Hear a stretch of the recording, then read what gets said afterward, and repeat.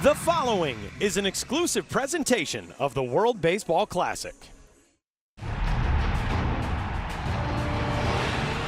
Shohei Ohtani, 1 of 1. ¡Siéntate! Lo retrata sin sonrisa. Gone! George has arrived. Good night now. Santa Maria.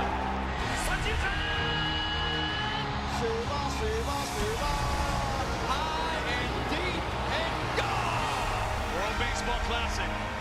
You get it all. San Juan, Puerto Rico has been electrified by the World Baseball Classic for the last 3 days, and tonight we have got a big one between two Caribbean rivals here at Iran Bithorn Stadium. Unfortunately, we've also got some more rain, which has forced us into a delay to start this thing, but the good news is, stopped raining a little while ago. We are getting set for first pitch just a short time from now here in gorgeous San Juan at historic Iran Bithorn as Cuba and Puerto Rico get ready to roll in the final game of doubleheader action here in Pool A in the 2026 World Baseball Classic. Hi everybody and welcome inside Iran Bithorn alongside Ryan Roland Smith, the former WBC pitcher and big leaguer. My name is Tyler Mon. Ryan, a monster one tonight between two teams that have not seen each other in the World Baseball Classic in 20 years, but the winner tonight is moving on to the quarters. And last time they saw each other was here in this stadium as well. Cuba versus Puerto Rico. This was the game that you earmark when you come into Pool A.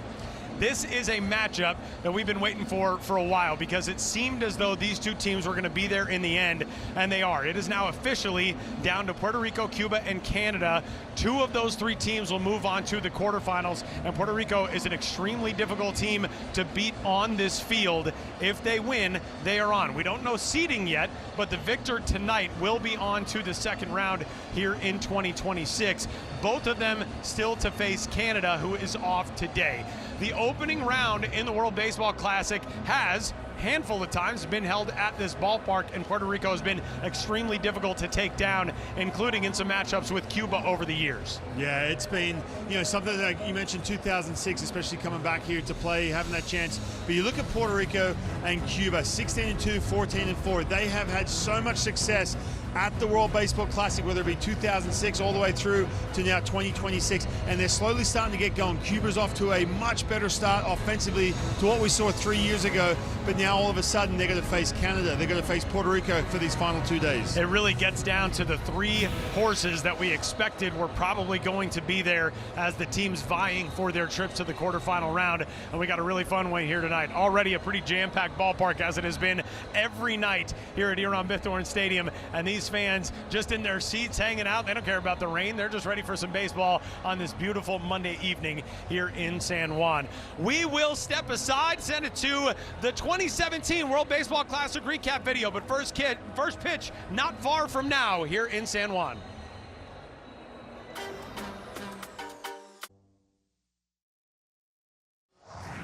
The following is an exclusive presentation of the World Baseball Classic. Shohei Ohtani, 1 of 1. ¡Siéntate! Lo retrata sin sonrisa. Gone! George has arrived. Good night now. Santa Maria.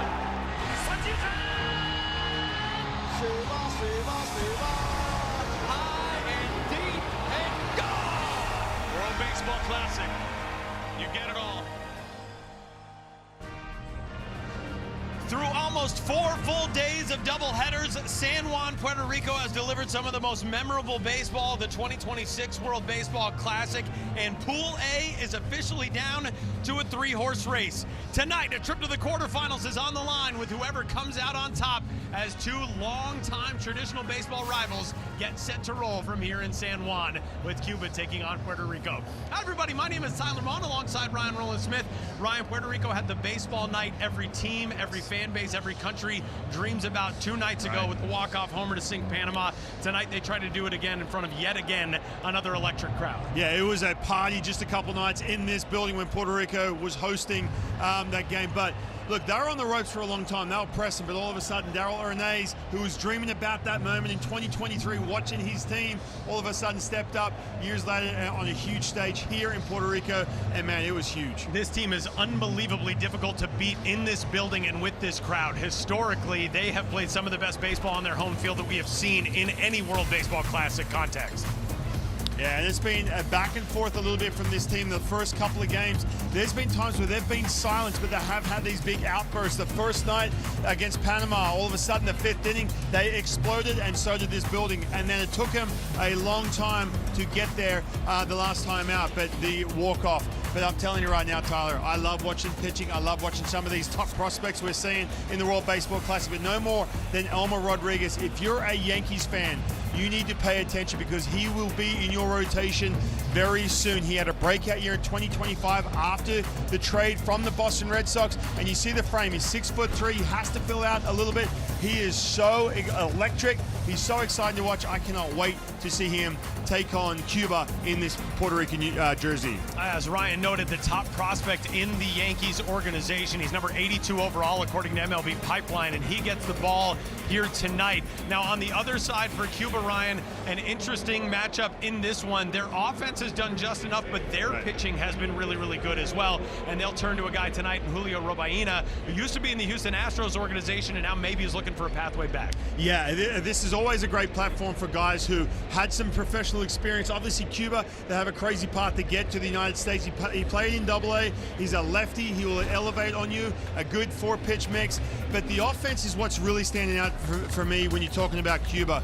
Tyler, when we go back to 2023, they went 0-2. It took them a little bit to get going. Now all of a sudden they are clicking, and they're doing it with the long ball up and down the lineup. You go back to that first game, we talked about the wind in this park playing big. Gearbet all of a sudden went deep. Yohan Moncada, and this man right here, again, for Rodriguez, going deep for them as well, man. They have got this power output, and I'm telling you, they are clicking. It's going to be a tough matchup for Puerto Rico. Look at that, 4 home runs their first 2 games here in Puerto Rico. They hit 2 in all of 2023, and Ariel Martinez has been outstanding. If you're not keyed into international baseball, you might not know just how good he has been, but you look at his numbers in Nippon Professional Baseball in Japan over nearly 500 games, and he was an all-star over there and gets an opportunity tonight to help lead this team once more. 2 teams who last squared off in the World Baseball Classic in 2006, and in that matchup, Cuba eliminated Puerto Rico on this very field. Tonight, the home team gets a shot again as this regional rivalry is renewed at Irán Bithorn Stadium. Cuba and Puerto Rico in front of an electric sellout crowd getting set to go from the 2026 World Baseball Classic Pool A. Let's take a look back. That could go. Home run, Bernie Williams. No, it gets away. It got by on Cora. Another run comes in. 2-run score for Cuba. And the run scores, and it's 4-2. So Velez is tossed off. Base hit, Carlos Beltran. Citron will score. Here's the play to the plate. He's out. Payoff pitch. Struck him out. Utter silence here in San Juan. Jubilation for Cuba. Beautiful. Irán Bithorn Stadium is ready to roll. There is hardly an empty seat in this ballpark tonight. We got celebrities on hand. The bleachers are packed, and this city and this island are set for more history in the 2026 World Baseball Classic. And we are set to have some fun along with you as we look at some of the top performances in the first round of World Baseball Classic history. Would you have guessed Puerto Rico coming into 2026 was tied for the most wins in first round history in the WBC? They are, and look at that overall number, 16-2, and they look to continue an unbeaten start here, Ryan, against a Cuba team that has looked really, really complete. Yeah, we flashed up that highlight of 2006, but all the way through, even through to 2023, Puerto Rico have always made a statement at the World Baseball Classic, and of course Cuba. Look, we've talked about the changes that have been made since 2023, having major leaguers come back and join the national program. So it's a bit of a mix, but you see this coaching staff led by Germán Mesa, his first time being at the head of this Cuban coaching staff. And here is how the lineup looks for Mesa and Cuba tonight, a squad that has gotten power, as Ryan noted, really up and down, including from Yoelqui Escobar, who's got 3 knocks through the first couple of games, including a solo homer. And they've been, really good offensively. We talked about the slow start they got off to in 2023. It nearly cost them, for the first time ever, would have been a shocker if they didn't get out of pool play. But man, all of a sudden the long ball has come alive. This man right here, Guibert, went deep for the first time. But you look at the top of the lineup too. Despaigne still in there. Raul Santos. They're an aging lineup, but they still have plenty of pop. It is basically the exact same look that we saw from the first 2 games in this World Baseball Classic. And listen to this ovation for Puerto Rico's heroes.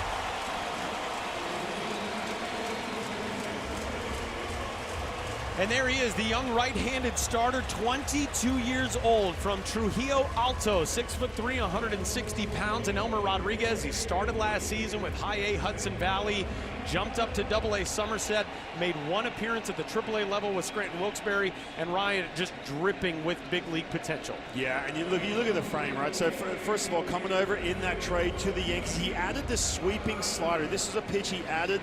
They went heavy on the pitch design side of things to make sure he could fill out that repertoire. He has a really good feel of all 4 pitches. I think the last piece, the missing piece for Elmer Rodriguez as he's approaching the major leagues, can he have that consistent command, and can he take on that big stage when you're talking about filling out a rotation in New York?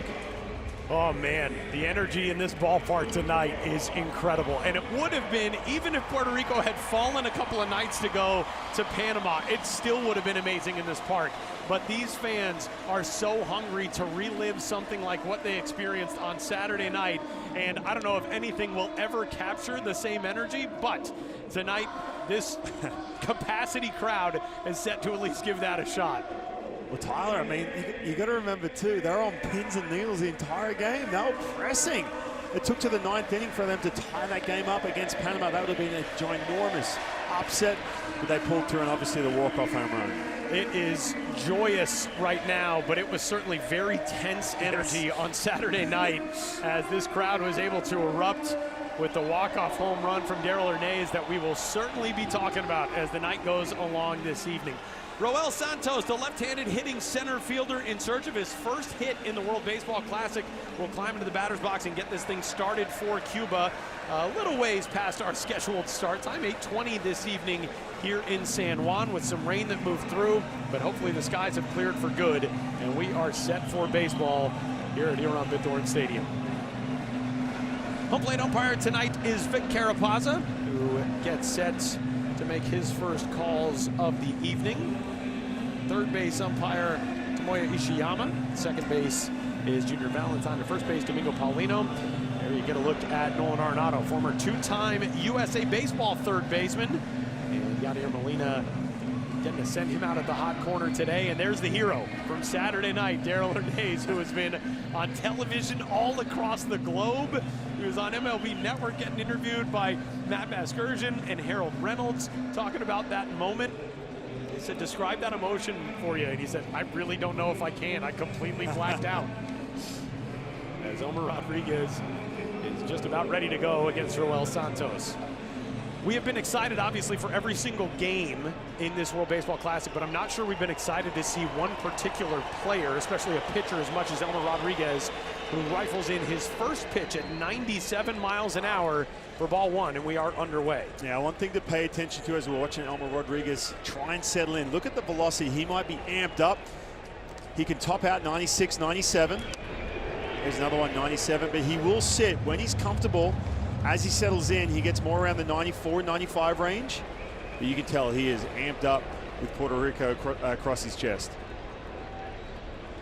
Rodriguez runs into a 3-0 count on the leadoff man. And Ryan, to be 22 years old, pitching for your country in the biggest event in international baseball, there are going to be a lot of nerves, but to be doing it in front of 20,000 in your home ballpark, nerves that mortals like me cannot even imagine. The first 4 out of the zone as Santos will take a leadoff walk.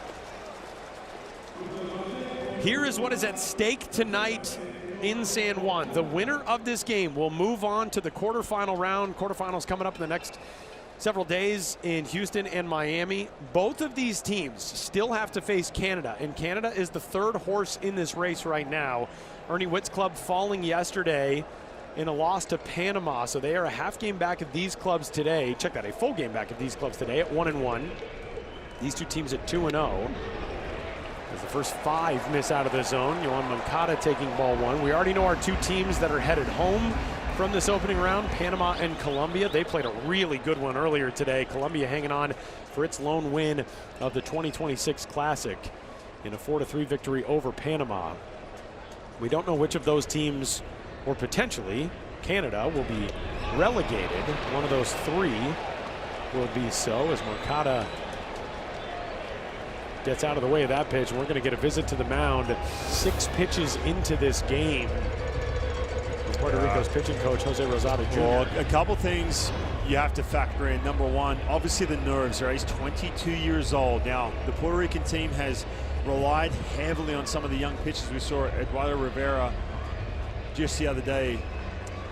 But I think also, too, you factor in the rain delay as well. You factor in the situation you face in Cuba. You know what's at stake being facing your rival across the other side of the field. So all these little things, you want to just figure out what you need to do to just settle in, take that extra breath, whatever it may be, and just fill up the strike zone as quick as you can. There was nobody happier 2 nights ago for the walk-off home run than Jorge Lopez, who was on your screen a moment ago. He was in line to lose that game for a while before Puerto Rico's bats rescued their cause and sent this team to 2-0. And just what the doctor ordered, at least one, the leadoff runner cut down on the ground out.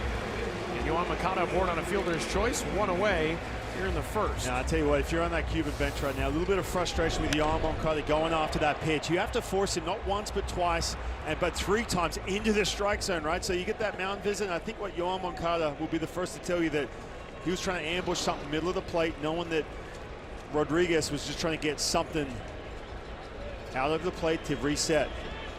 But man, what a favor he just did for this young man. And Ryan, the calming factor that just getting a ground ball places into your psyche after starting with 6 straight out of the zone. Now if you're Elmer Rodriguez, take a deep breath, you try to settle in, you go to work for the first right-handed hitter of this lineup in Ariel Martinez.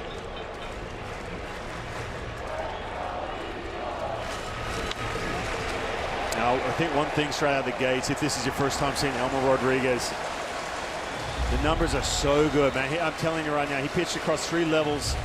Started the year in A ball. Think about that. This time a year ago, he was getting set up, ready to go to high A with the Yankees fresh off the trade from the Red Sox, a rare trade from the Red Sox to the Yankees. Pitched most of the time in Double A. But I think the thing that stands out with Elmer Rodriguez as we're watching him is some of that late movement on that fastball. He gets down the mound with a ton of extension. Just has a ton of life on every pitch, a lot of late movement. But again, just a matter of trying to hone it all in. Only Jonah Tong had more strikeouts in minor league baseball last year than Elmer Rodriguez, another New York pitching prospect on the Mets organization, as a liner laced foul. So look, he's 6'3", still has to fill out, but this is what I'm talking about with that extension. It's down the mound, well over that front foot, and just that late life that's going to bear in on some of these right-handed hitters. 2 balls and 2 strikes on the dangerous hitter Ariel Martinez, who's 3 for 7 in the Classic and called out on strike 3. So 2 gone in the first for Alfredo Despaigne. And you can see Martin Maldonado trying to set up inside. Misses away, but you'll take it.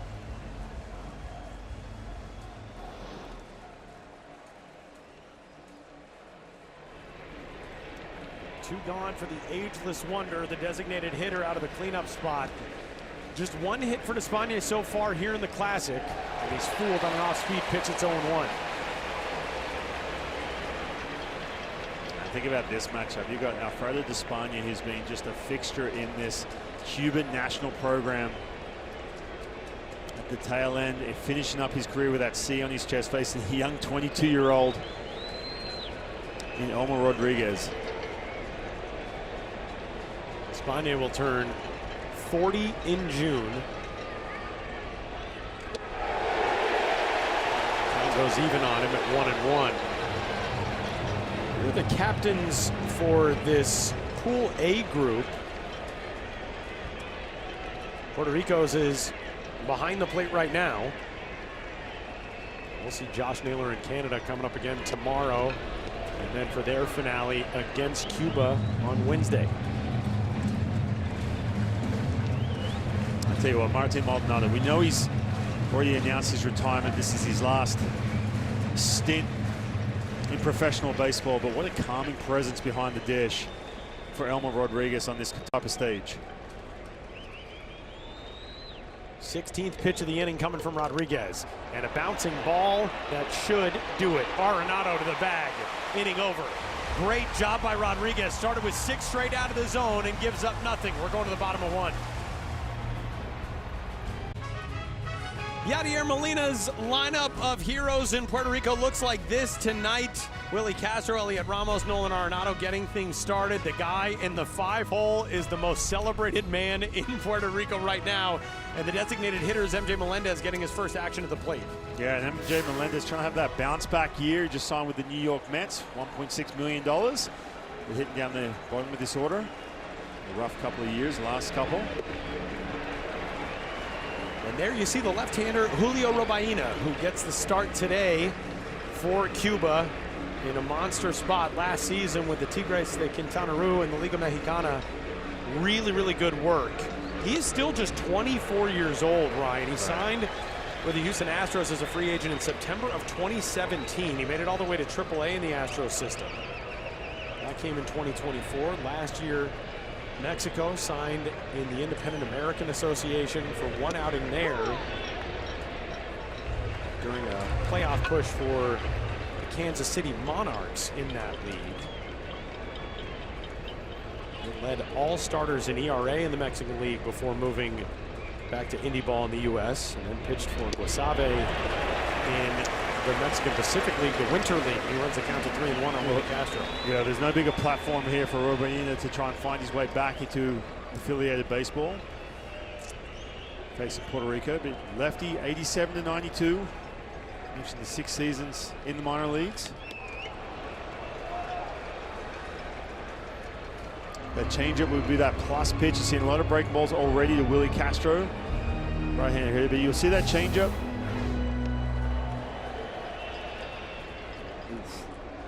Castro on the backswing, catching Omar Hernandez, rather.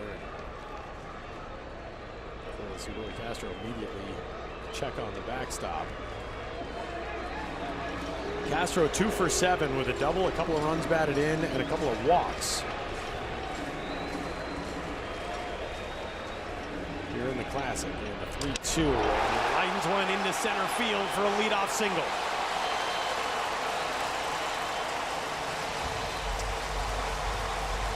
So I talked about Robaina, 24 years old. He has got a tough task, especially when this building starts to get loud. But you look at the scouting report, extremely competitive.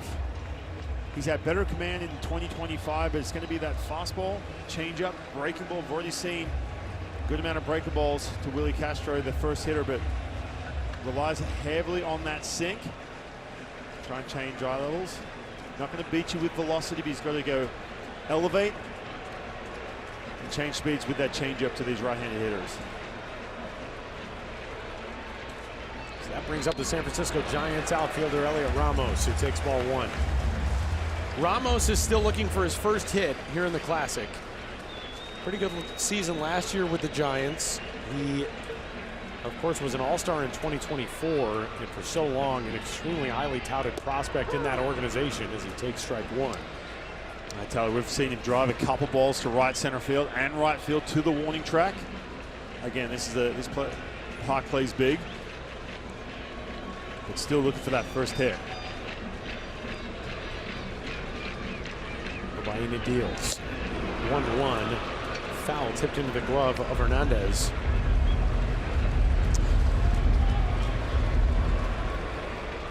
can see Robaina trying to pitch him in already. Again, we talked about some of the oppo power he's shown in the first couple of games. Here comes a 1-2. Change up.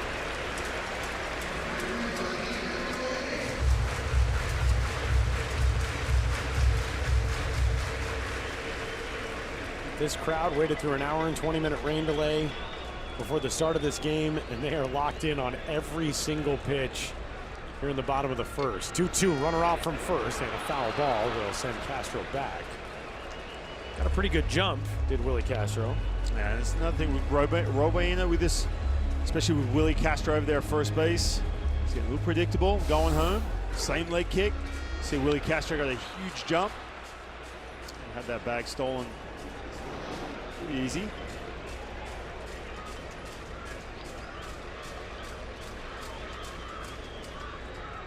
Two.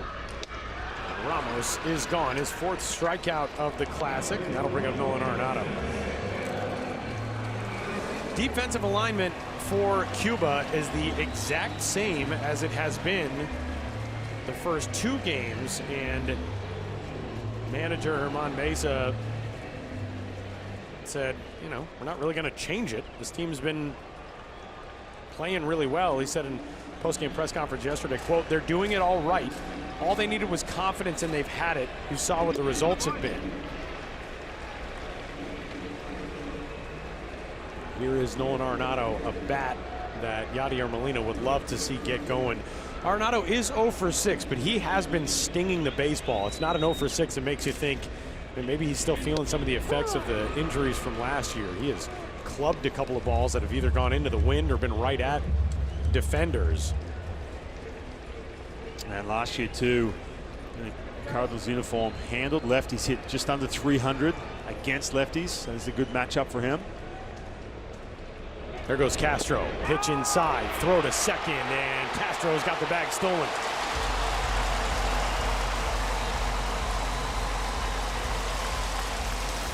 Well, it's just a matter of time. He not as good as jump as when Heliot Ramos fouled that ball back, but again, Robaina, we're talking about having to change up. If you're going to have that big old leg kick, you've got to change your times to home. Otherwise, Willie Castro at the top of that lineup is going to steal that bag all day.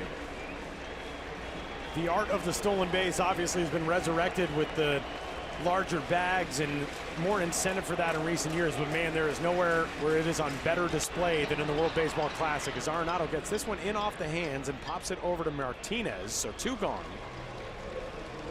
And that'll leave it to Carlos Cortez, the cleanup hitter and right fielder.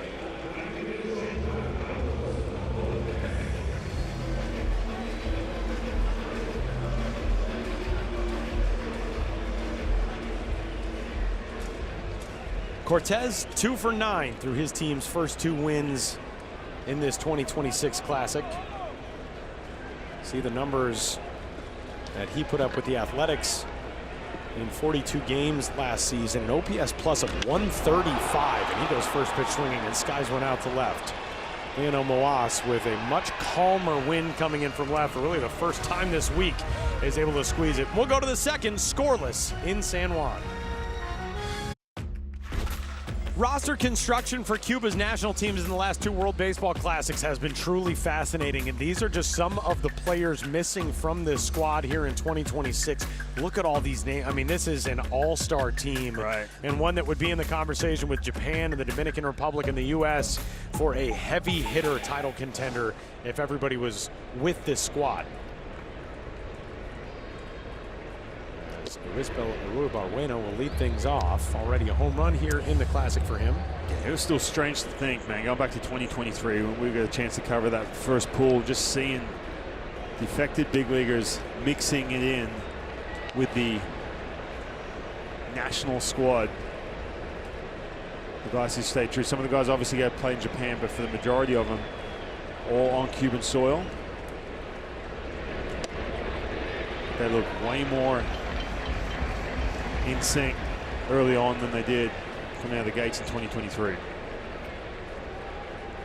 There's a guy in Alfredo Despaigne who has played his entire career either in Cuba or in Japan via the arrangement between Cuban Baseball Federation and Nippon Professional Baseball as that pitch over the outside part of the plate. In the first inning, Elmer Rodriguez started with 6 consecutive balls and then put 8 of 10 in the zone to work out of the trouble started by that leadoff walk. And a swing and a miss. Barwena fooled by that one, and it's 3-2. Tyler, there's so much anticipation going on when you're going into a start like this, right? Obviously, pitching here in Puerto Rico in front of his home crowd. You've got all these MLB veterans around you. And the 3-2 just misses off the plate, and Barwena will bat flip his leadoff walk. You go through your warm-up tosses, you're down in the bullpen, you're so amped up, the adrenaline is sick. We saw that first pitch was 97 out the gates. Walked Santos on 4 straight pitches to kick off the game. Then after that first inning, you should usually just walk down the tunnel, take a breath, press that reset button, try and find some little mechanical cue to get you back inside the strike zone. So here is Omar Hernandez. First pitch off the plate to him. Brian, one thing that looms very large when a guy is battling command like this early on, there is not a long leash regardless in the World Baseball Classic in round 1. 65 pitches is the first round limit. And for Elmer Rodriguez, not sure if we would see him go to that limit anyway. Obviously being a prize young prospect in the Yankees organization, it's still March. He had 1 appearance in big league spring training. But when you're working deep into counts, you shorten the amount of time that you're going to be out there anyway. Yeah, that 65 pitch limit creates just such a different dynamic with how you play this.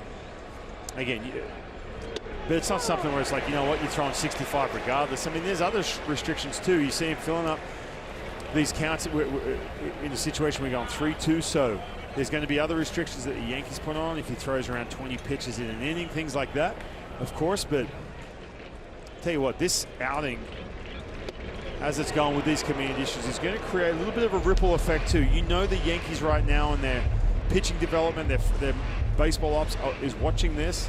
Can this kid perform on the biggest stage in New York? And right now you have to press that reset button as fast as you can.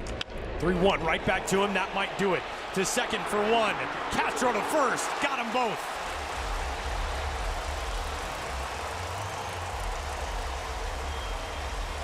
Nearly had a double play ball off the bat of Yoan Moncada last inning, and he gets one from Hernandez here. Yeah, and this is huge. We talk about all that movement on that fastball. Yes, he's got the velocity, but this is what's going to bail him out. This is going to be his safety net. Anytime he feels like he's a bit shaky mechanically, what's my safety net? What can get me back to getting some weak contact? And it's that right there, that good sinking fastball that runs in on the hands, gets underneath the barrel, and induces a ground ball, gets that double play. So 2 gone for Yoelqui Esquivel, and the first pitch breaks in there for strike 1. Esquivel has been terrific so far. You see his numbers, and also his numbers from the Nicaraguan Winter League, where he played this off-season. He finds himself in an 0-2 hole. A couple nasty pitches right there, that breaking ball, and then a split. And he's got all kinds of options now that he's in an 0-2 count. Rodriguez deals. 1-2.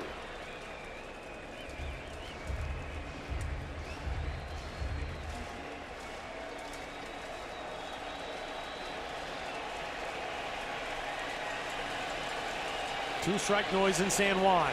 1-2 pitch. Trying to overcook some of these pitches. Went to a split, well outside the strike zone and well above the strike zone. Still in the driver's seat in this at bat. Esquivel waiting. Here it comes. Got it. The roar for Rodriguez. We go to the bottom of the second. No score in San Juan. The hero from 2 nights ago. Into the box.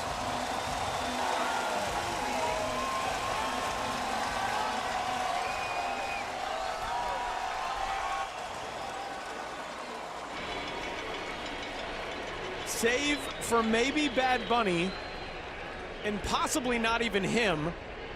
This is the most popular guy in Puerto Rico right now. And first pitch swing, and he delivers again. Darell Ernaiz, the walk-off home run on Saturday night. And he's got the first hit of his third contest in the World Baseball Classic, leading off the second. We go back to that home run. He had a 2-strike count this time, wasted no time, gets a changeup down and away, sneaks it through the hole. Showing off the Rubio. That'll send it from one fan favorite to a long-time fan favorite in Eddie Rosario. Ryan, the thing that I keep coming back to with Darell Ernaiz, and it's a point that our fantastic sports researcher Anthony Orza brought up on Saturday night, if not for the missing big three on this roster in Javier Baez, Francisco Lindor, and Carlos Correa, Darell Ernaiz, maybe he's on this roster, but he's certainly not starting at shortstop, 100%. And he is not in that spot on Saturday night to write that storybook ending. Yeah, and you think about all the drama, too, with Francisco Lindor. You talk about those three players. The most popular is Francisco Lindor, right? All these fans wanted to see him. He wanted to be here. It was emotional for him. And the guy who takes his place, he's got the world on his shoulders. There's a liner out on a hop to short. Arua Barwena to second for one, and Rosario will beat it out at first. So the fielder's choice retires Ernaiz. One gone. Yeah, but he's got the world on his shoulders, and he comes up in the biggest spot, extra innings, down to their last out. I'll tell you what, Rosario, man, he has been such a factor in this lineup. Potentially trying to make his way back to the big leagues. He was in AAA last year in 2025. He's been in the middle of it for Puerto Rico these first couple of games.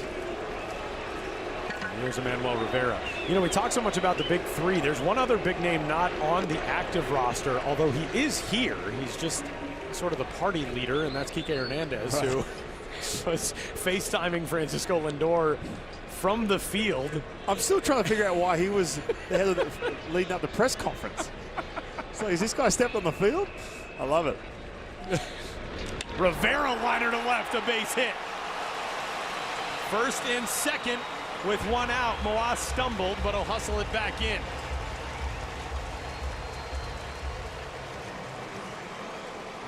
They are ambushing Robaina early in counts right now. That's the third hit he's allowed in 7 batters faced. Yeah, they're getting some good pitches to handle too. And Rivera, you see how comfortable he is. He's notoriously been better against lefties than righties. 3 years of time in the big leagues. So a big chance here in the first at bat of the Classic for MJ Melendez. He takes ball one. And this is a big spot for MJ Melendez. I know it's a second inning, but getting a chance to start. It's been a rocky couple of years for him. He went through all these different mechanical changes in his swing, lifted his hands up, had his hands back down, open stance, closed stance, trying to figure it out. Said he had a ton of sleepless nights. And he's getting a chance with the Mets this year in 2026. But I'm telling you right now, nothing feels more special than wearing Puerto Rico, wearing your country across your chest, starting for your national team in spring training when you're trying to figure things out, emotionally get set for the season. Here you are in a big spot. The rain has returned. Hopefully just a short spell. We have seen a whole lot of cells just blow through here really quickly as you look at the extra base hit leaders from the AAA International League last year. He said he's sitting up late at night watching video after video on his own, trying to figure out that swing is in his head. The Royals sent him down after a really rough start in April.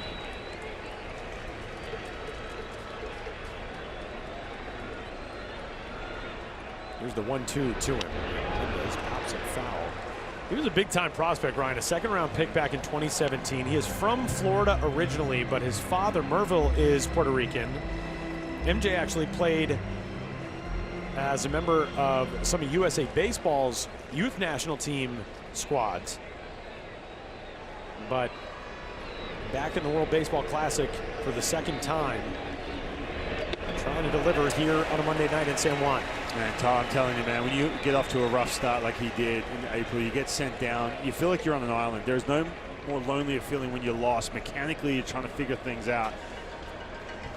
And everything just feels like it's not sinking at all. You don't have those little cues you can go back to, or those places mechanically where you can feel like everything's freed up. It's a tough place to be. 2-2, Melendez crushes it foul. Talk about ambushing a pitch. That thing was torched down the right field line, but got after it too early. Yeah, you see him jumping on this breaker ball well out in front. But again, sometimes it just takes a game speed, not in the cage, but a game speed. You can get that swing off just like that. You can build off something. A little hold up there, and the count will go full on him at 3-2. The veteran Martin Maldonado in the on-deck circle.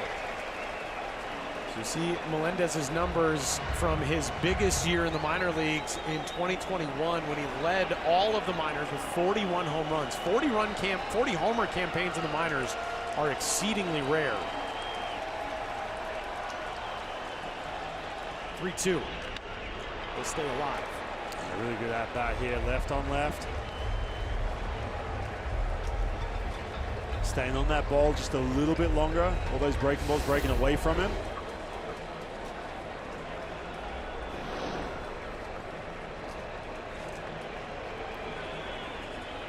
Robaina kicks and deals the 3-2 pitch, and Melendez will see another one. I'll tell you what else has got to help too when you're having some issues with that swing. You got Edgar Martinez down in that dugout, a guy who you don't get a chance to work with because he's with a different organization. Carlos Beltran, who's hanging out.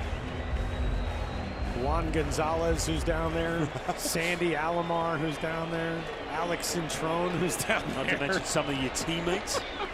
I mean, Carlos Delgado's been hanging out. 3-2 is inside for ball 4. Great plate appearance from Melendez, and they are loaded up for Machete. now I tell you what, when it's 3-2 and you got that breaking ball just kind of dancing up in the strike zone like this is so tough. Not a great pitch, but so tough to lay off. Especially when you've been battling like that. Now Robaina's on the ropes, got a little bit of rain to deal with. Tough spot, only the one out. There is the backup pitching coach, basically, for Cuba, as Pedro Lazo was not granted a visa to be with this national team here in San Juan. So that's Jesus Bosmenier, as this game will send a team on to the quarterfinal. Puerto Rico and Cuba, the lone remaining unbeatens.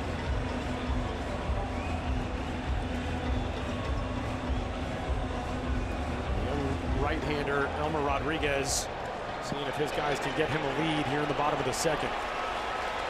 And it's an opportunity for another one of the beloved members of this lineup, Martin Maldonado, the 39-year-old. First pitch swinging, third baseline and fair! Down into the corner it goes! Rosario is in! Rivera is in! Here comes Melendez! He will score!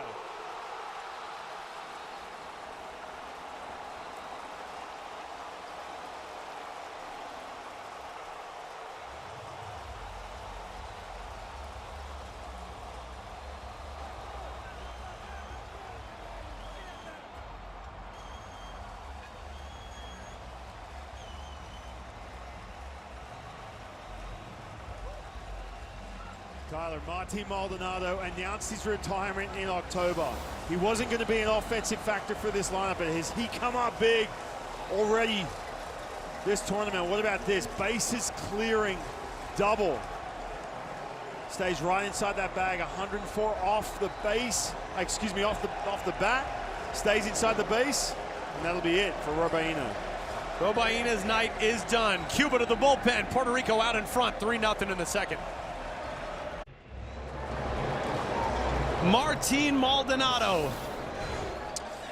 with a rope that got past the dive of Yoan Moncada and cleared the bases and sent this capacity crowd into ecstasy.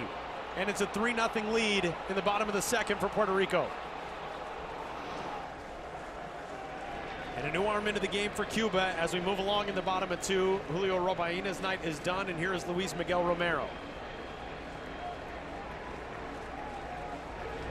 Back at the top of the order, Willie Castro of the Colorado Rockies takes ball 1. Look at that, the first extra base hit in the career of a guy who played in the 2013 Classic, the 2023 Classic, and is now here in 2026 after his retirement officially. What a moment for Martin Maldonado. I was thinking about this too during the pitching change for Martin Maldonado. Again, announces his retirement. He's come up big already, that big pinch hit, base hit two nights ago.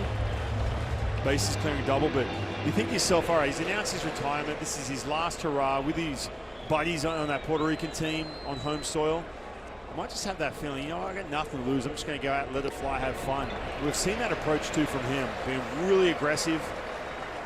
And he traditionally is pretty aggressive throughout his career, but just jumping on anything middle of the plate. And man, has it paid off. 3 balls and a strike from Romero to the first man he sees, Willie Castro. And the 3-1 is foul. Man, that one was close to being down the right field line. Man, MJ Melendez, he was at top speed, and the second that thing got down the line, you could tell that he could sense, I think I can make it all the way on this. And finishes off with a big Superman dive at the end. And how much fun is that man having right now? How much fun is everybody in this building having right now? Us here in that third base dugout. This is exactly what Puerto Rico was hoping for here in game number 3 of Pool A, as they host here in 2026 for the first time in 13 years in this reborn jewel of a ballpark. Rosimar Cousin, who we have not seen yet in this Classic, working down the left field line. And another walk. Second of the inning, and now it's first and second with 1 gone for Elliot Ramos. And you think about how the pitching shapes up right now. So Cuba come into this game, if they win, they go through. So it's a situation where you go for the throat, but we know how it shaped up with Livan Moinelo being available on that last day. We also had Yariel Rodriguez, who pitched in the game yesterday. So a situation you're looking at, first of all, Rydell Martinez. If he pitches today and this team loses, if Yariel Rodriguez, if you deploy him, if this game stays close, then they're unavailable when you're talking about tomorrow in the next matchup.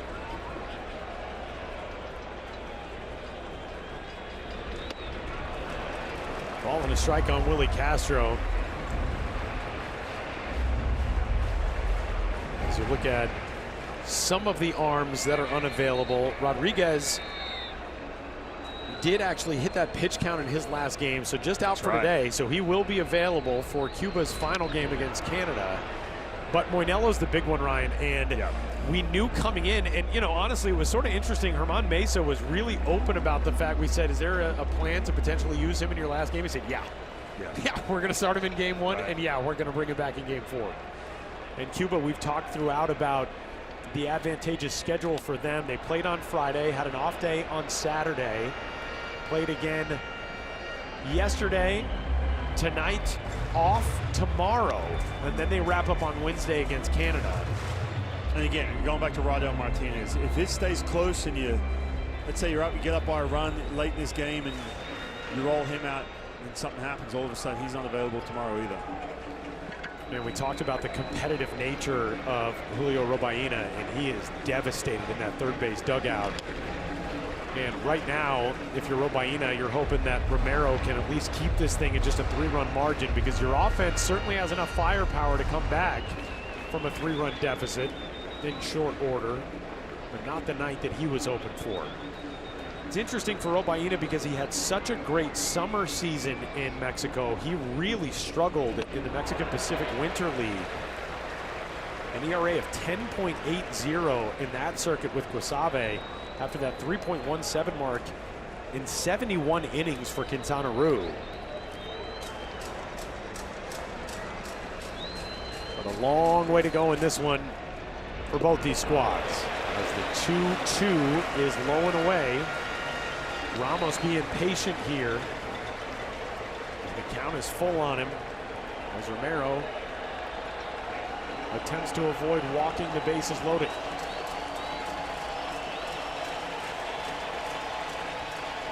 Giants outfielder waits. Romero will step off to think about it for another moment. Romero spent last season with the Águilas del Veracruz in the Mexican League. And he walks Ramos, and they are loaded up for Nolan Arenado. We're still in the second inning, Tyler. So again, just looking at that pitching too. But you're in a situation now where if all of a sudden Romero starts to struggle even more, you have to take a giant chunk out of that bullpen. Yes, you've got some of these big arms like Levan Moyanella tomorrow. Obviously, if it gets out of hand, you're not going to have Raidel Martinez pitch tonight, so he'll be available tomorrow. And Ryan, that is 15 pitches thrown by Romero. He has not recorded an out yet. And Arenado, who is hitless so far in this classic, eyes his breakthrough. And fouls one off. Yeah, he hit that sac fly in his last game. You felt like things are starting to clean up. He's hit a couple balls hard, but still looking for that first hit.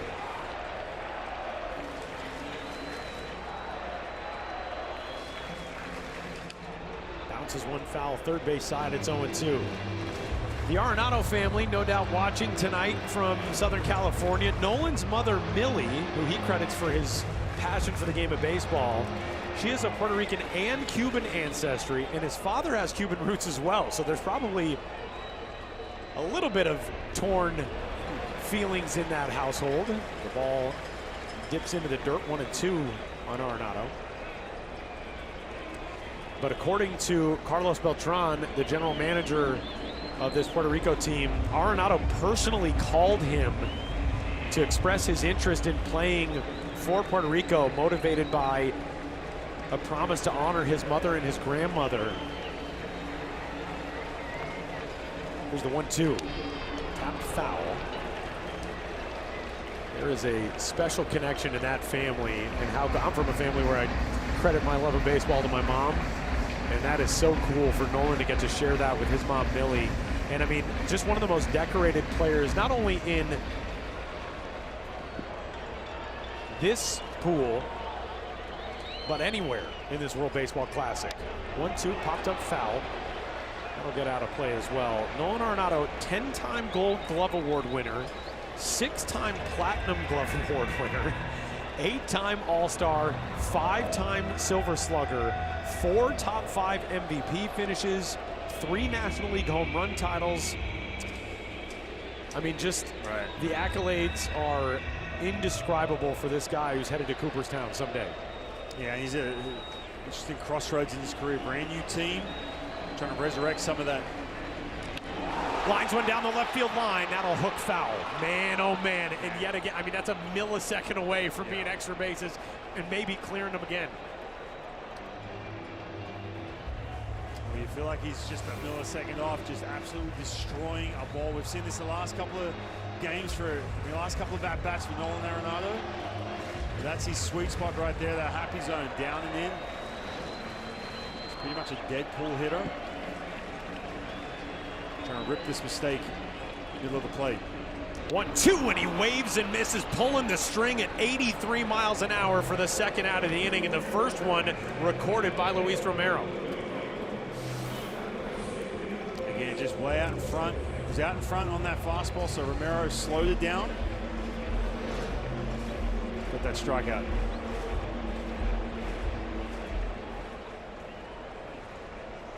Romero led the World Baseball Classic with 13 strikeouts in 2023. And now he goes to work against Carlos Cortez, the 9th man to bat in the second inning for Puerto Rico. 3 runs home, bases juiced. Cortez, who flew out to left field to end the first inning. Swings at the 1-0 and pops it up. Shallow left.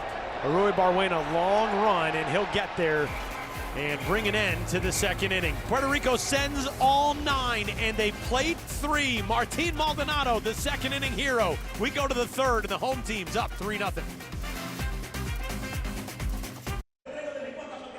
Puerto Rico out in front as we head to the top of the third inning at Iran Bithorn Stadium. This gorgeous 1960s ballpark, $40 million renovation ahead of this 2026 World Baseball Classic that included that gorgeous mural downstairs of Puerto Rico's Hall of Famers. They did put Yadier Molina on there in the assumption, I think rightfully so, that he'll go in 2028. As Leonel Moas Jr. leads things off, the rain has begun again, and we can expect this sort of off and on all night. Hopefully these bands will just slip through and depart as they did for the most part pregame. And back out there for another inning of work, Elmer Rodriguez. Ryan Rodriguez has battled this command a little bit, sat for a while during that bottom of the second, but starting off at 1-2 on Moas. And gets him swinging. Yeah, I tell you what, 3 runs helps out a lot. You don't like sit a whole lot. When you're in a nice rhythm, Tyler, you want to get, again, you appreciate some runs, but you want to get right back out there and just knock out some of these outs. Couple of games currently in progress in the other pools. The United States with a 2-run homer from Aaron Judge and a 3-run homer from Roman Anthony. And Ronald Acuna leaving the yard for Venezuela as that squad is moving on, along with the Dominican Republic from their pool. The U.S. and Mexico, that rivalry matchup. Italy has started strong in the Houston group as well, as it is 2 balls and no strikes. Elmer Rodriguez, Ryan, has trained a lot with Edwin Diaz in the off seasons and has had conversations with Diaz about how to stay calm, stay present in big moments. Bouncing ball, that one's over Arenado's reach and down the left field line. It stayed fair, and Yiddy Cape out of the 9 spot. He has been really good, and he's got his 2nd double of the Classic, his 3rd hit in 7 trips, and all of them have been for extra bases. Yeah, hitting in the 9th part of this lineup. Again, it just goes to show how complete this Cuban team is, firing from on all cylinders when you have your 9-hole doing this. Then you turn around, you have Santos, obviously 38 years old, but still has that speed. And even Nolan Arenado, the 10-time Gold Glover, can glove that ball. Arenado was playing in on that, so it was a difficult hop to handle as Roel Santos takes ball 1 back at the top of the order. But in those conversations, Edwin Diaz telling Elmer Rodriguez that due in part to that incredible entrance that Edwin Diaz comes in with, and along with the fact that he's constantly pitching in high leverage situations, he's had to learn how to calm himself down and be present on the mound. Rodriguez said at earlier points in his career, he felt like mentally he was sort of all over the place. As Arenado might have a shot at this one, so may Maldonado, and Nolan is there to make the catch. So much foul ground, long run, but a good play. Yeah, really good. And just on that conversation with Edwin Diaz, one thing about his career, the inconsistency comes from his command, right? Where all of a sudden he'll lose that command, he'll get on the side of that slider, and he won't be able to bury that pitch, and the fastball sprays. Getting another look here, and you see Arenado taking charge. But definitely a guy that you could learn a ton from, your countryman, who you mentioned the high leverage situations. As the years have gone on, you can see Edwin Diaz has come up with these little cues, these little triggers to get him back present. And it's so tough, man, especially with you when you're 22 years old. He's 6'3". We talk about his frame too. He's still filling out. He put on a ton of weight before he got to camp this year, Elmer Rodriguez, into Yankees camp. He's still trying to grow into that body, so there's going to be a lot of different moving parts. And moving that frame down the mound, you're going to have some inconsistencies when you're talking about the delivery, the release point, physically, mentally. There's going to be some battles in there, but man, what a guy he can lean on. So here's Yohan Moncada, 2-0 count with 2 away. And he takes strike 1. Yeah, Ryan, you talk about the physical element for Elmer Rodriguez. When he was drafted, he was 160 pounds. He was the lightest player and the 3rd youngest player at 17 years and 11 months taken in the 2021 draft. He was actually taken by the Boston Red Sox in the 4th round that year and then traded to the New York Yankees. And Rodriguez grew up as a Yankee fan. He actually grew up as an Alex Rodriguez fan. But when A-Rod went to the Yankees, became a Yankee fan, and he said when he learned the news of the trade, he was shocked to hear a Red Sox-Yankees trade and that he was in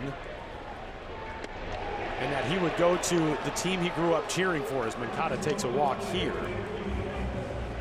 But you mentioned earlier, Ryan, and it was a great point, the Yankees would be watching something like this to see how does this guy handle a moment like this. And outside of actually pitching in a World Series at Yankee Stadium, this is the closest environment and the closest emotional roller coaster that he will ride to a moment like that. Absolutely, and a couple factors that go into that. Look, you can't replicate that in AA or in AAA, right? He goes down to AAA with the Yankees. You simply cannot replicate what he's going to experience once he gets to the major leagues, let alone pitching in the postseason, which obviously every team, endeavors to do. And so you're in this situation, the leash is short, and not to mention too, obviously from a broadcast standpoint, they can sit back at their spring training site or send a couple of the baseball ops down here to watch it in person. But it is the best platform when you have a young pitcher that you are close to pulling the trigger on in regards to calling them up to the big leagues. There is no better platform than right here. This is a big at bat right now. It's 2 balls and a strike on Ariel Martinez, who's already got a home run here in the World Baseball Classic and could tie this game with 1 swing. Yeah, we saw him lift that good velocity up and away into right field, into the seats. 2-1 grounded over to third. Arenado on the backhand. Long cross diamond throw. Vintage Nolan Arenado. Inning over. Cuba may take a look at this as Martinez stands atop the bag at first, but Arenado flashing who he's always been. We'll go to the bottom of 3.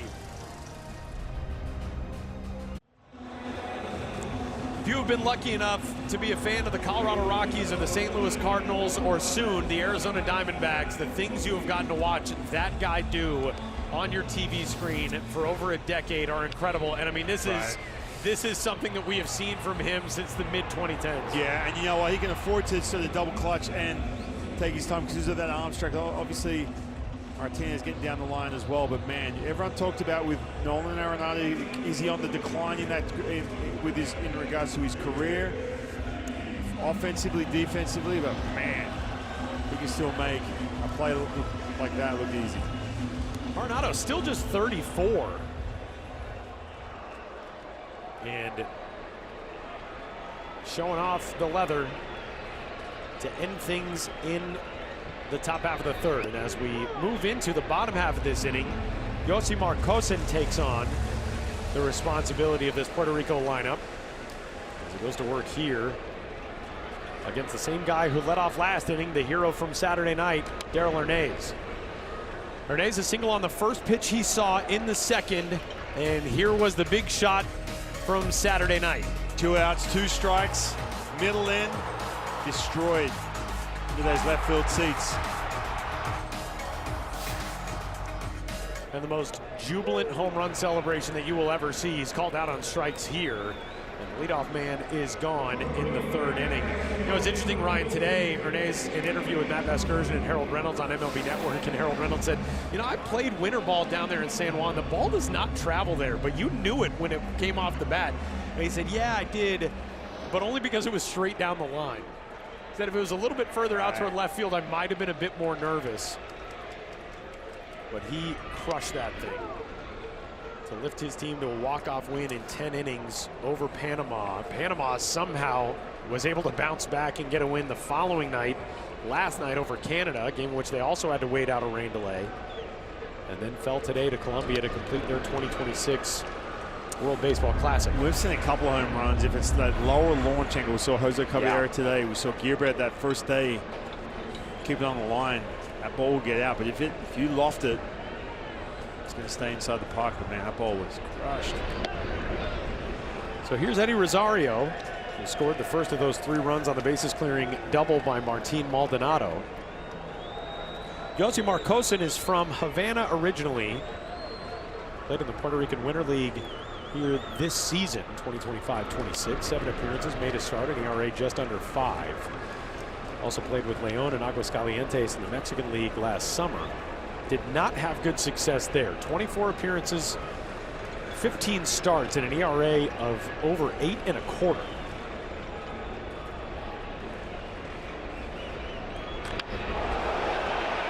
And he was teammates in the Puerto Rican Winter League, the Indios de Mayaguez, with Darrell Hernandez and Eddie Rosario. So striking out his teammate a moment ago and going to work here on a 1-2 count against Rosario.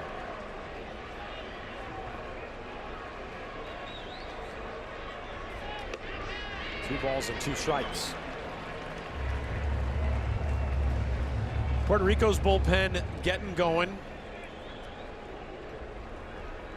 Elmer Rodriguez good through his first 3 innings of work.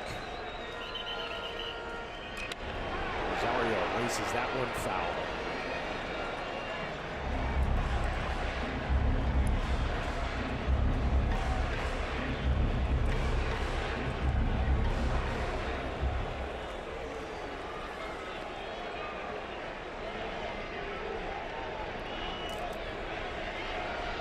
Cosin kicks and deals the 2-2 pitch. And a swing and a miss. Rosario gone on strike, so he dispatches his Indios teammates, and we move to the 7th spot in the lineup and Emmanuel Rivera.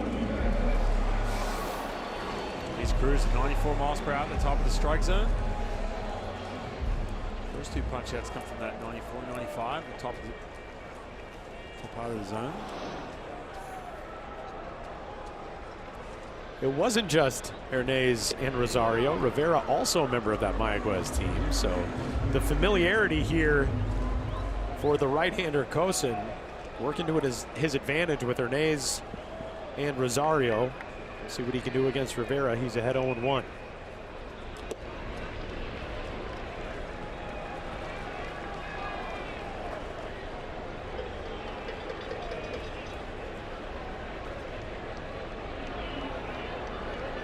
Julio Robaina, all he can do is watch now after an inning and a third in the start as Rivera lofts one out to right. This will be the first orderly inning of the night for Cuba out in the field. 3 up, 3 down. We move into the 4th. It's a 3-0 Puerto Rico lead.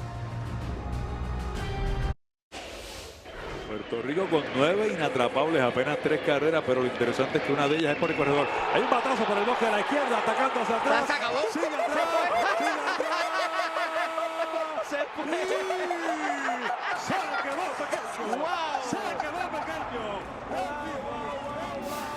The local call from WAPA here in San Juan. Jaime Rullan on play-by-play. Ivan De Jesus Jr., the former big leaguer, on color. Jose Burgos as well. What a moment for Puerto Rican baseball 2 nights ago here in this ballpark as we move into the top half of the 4th inning. The left-hander Giovanni Moran takes over. God, they're having a party in that booth. That was wild. So the night is done for Elmer Rodriguez.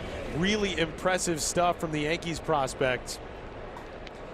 And I gotta shout out the outstanding young radio voice with the AA Somerset Patriots, Stephen Cusimano, who passed along a lot of really good information about this outstanding young right-hander who last year 15 appearances at high A, 11 appearances at AA, made it all the way to AAA. He's 22 years old. And now he gives way to Moran here in the 4th, and it'll be bullpens the rest of the way on each side. As the leadoff man, Alfredo Despaigne, finds himself in a 1-2 count. Despaigne, an all-time leader in a host of World Baseball Classic offensive categories. But he bounces this one into the black hole that is Nolan Arenado's glove, 1 away. Yeah, Elmer Rodriguez, you can tell it was a little shaky there with the command. Obviously, the environment is going to play a big part of that too. A little fired up, the adrenaline was pumping, no doubt. Able to make some of these big pitches and really lean heavily on that sinking fastball to get some of those ground balls. You know, and Ryan, to be honest, if we're in a circumstance where this is October, it's the Bronx, you don't have the pitch count restrictions and all the rest, you get Elmer Rodriguez out there and he gives you, say, 6 innings of work like that, I think you're fine with what you saw from him. He bounced back from the early command issues and really finished on a really strong note. Yeah, I mean, to walk away from this, if you're watching this game, and to think, well, he's got to work on that command before he gets to the big leagues. Yeah, sure. I mean, every young pitcher does, right? Right. 22 years old, but like I said earlier, if you're the Yankees baseball ops watching this game, you factor in the environment, who he's surrounded by, and everything else that goes into what this game means. If Puerto Rico wins this game, holds on to this 3-0 lead, they punch their ticket to the next round with all the drama they had to deal with some of the players they were missing, some of the insurance issues, everything else. So a lot riding on this game. He was impressive, man. You can just see the makeup, that mound presence. The other thing, and the stuff to go with it too, Ryan, is if he does find himself in a circumstance where he's pitching in a big-time postseason game in the Bronx, it's not going to be his first time working in an atmosphere where he is just ravaged by the emotion and energy of a crowd like this. As this one popped into foul ground, long run, and oh man, Emmanuel Rivera nearly got there. Tough play on that long run into all this foul ground here in San Juan. And Roy Barwena will face a 3-2 pitch. Just missing that ball. He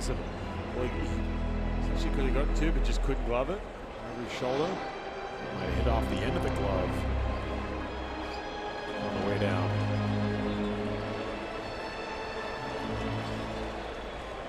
Barbaro Arizbel Arua Barwena, who had a star-crossed tenure in professional baseball in the United States in the Los Angeles Dodgers organization, takes ball 4 outside, and he's on as a one-out base runner. Let's look back at the night for the 22-year-old Elmer Rodriguez. Right, we saw the stuff straight out of the gates, pumping 97.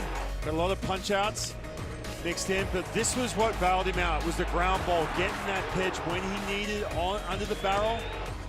Along to go with this, the pitch repertoire, punching out a bunch of tickets. Obviously, Nolan Arenado got him out of the jam there in the third, but again, the ground ball saving him. That's, like I said earlier, it's that safety net, right? You can have all the stuff in the world.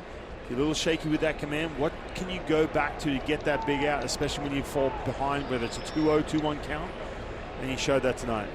With the exception of that ball that bounced over Arenado, nothing left the infield either against Elmer Rodriguez. 4 outs on the ground, 3 strikeouts. 1-0. 2 balls and no strikes.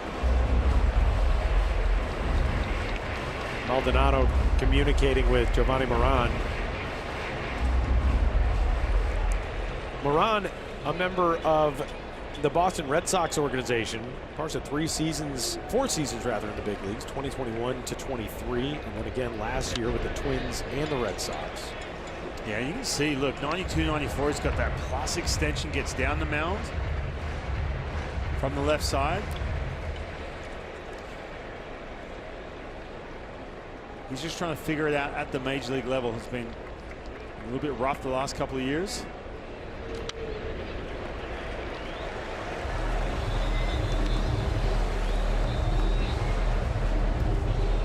Puerto Rico just rarely misses in this tournament. All time in World Baseball Classic history, better pitching staff than Japan, better than the United States, better than Korea. And when you look at that list, that is the championship formula. The Dominican Republic has a title. Japan has won 3 World Baseball Classics. The United States winning in 2017. Puerto Rico has been there at the end twice. They've finished runners-up twice.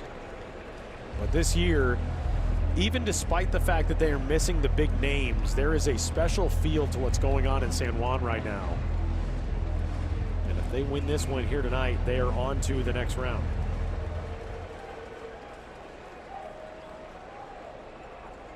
Two balls and 2 strikes on Omar Hernandez. Lefty deals, and a flare out towards shallow right. 2 gone.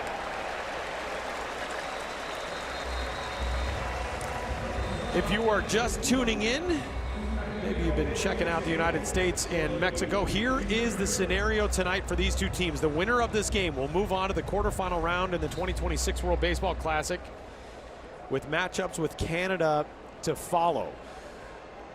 Puerto Rico will host Canada tomorrow night, and then Canada and Cuba will square off in the last game of Pool A coming up on Wednesday afternoon. Nice job by Martin Maldonado to adjust to that pitch and get it as it came past Guibert. And Canada will get their first chance to see this place alive with a sellout crowd. It's going to be a big matchup, Canada versus Puerto Rico. Not to mention there are a ton of Canadian fans here as well who've made the trip. Really good crowd last night for that matchup between Panama and Canada. Over 15,600 announced. Capacity here is just about 20,000 after the renovations. We are going to be near that tonight. The 1-0. 2 balls and no strikes on Guibert, who struck out to end the second inning.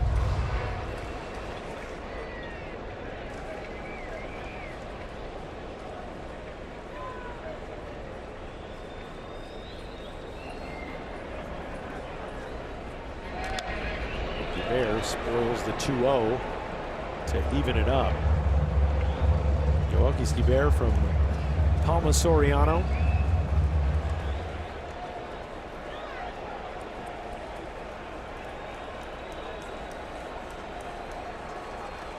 In and waiting on a 2-1 pitch. Fouls that one away as well. Moran was one of these players that was dealing with the insurance issues. Was able to be added. And the one thing watching Moran too as he's pitching, like I said, he's got that good low to mid 90s fastball. Trying to get that consistency back. And that changeup was such a plus pitch right before he had Tommy John. 2-2, Guibert down the right field line. Trouble if it's fair. That is a foul ball. Ryan, it's interesting you bring up the insurance issue, and obviously that was such a hotly discussed topic coming into the start of pool play. And there was a time when Puerto Rico threatened to withdraw from the tournament due to some of the missing players and the insurance issues.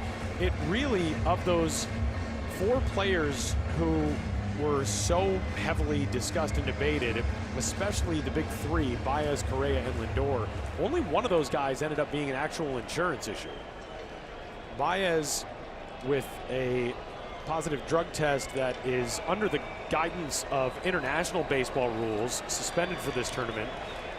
Lindor had surgery. Correa is the only one who actually ended up missing the event because of the insurance issues. The 2-2 misses away. 3 balls and 2 strikes. You certainly understand the frustration from Puerto Rico's side, but man, talk about making the best of it with the roster that they have still been able to put together and the success that they are having as they lead this game 3-0 in pursuit of a quarterfinal bid.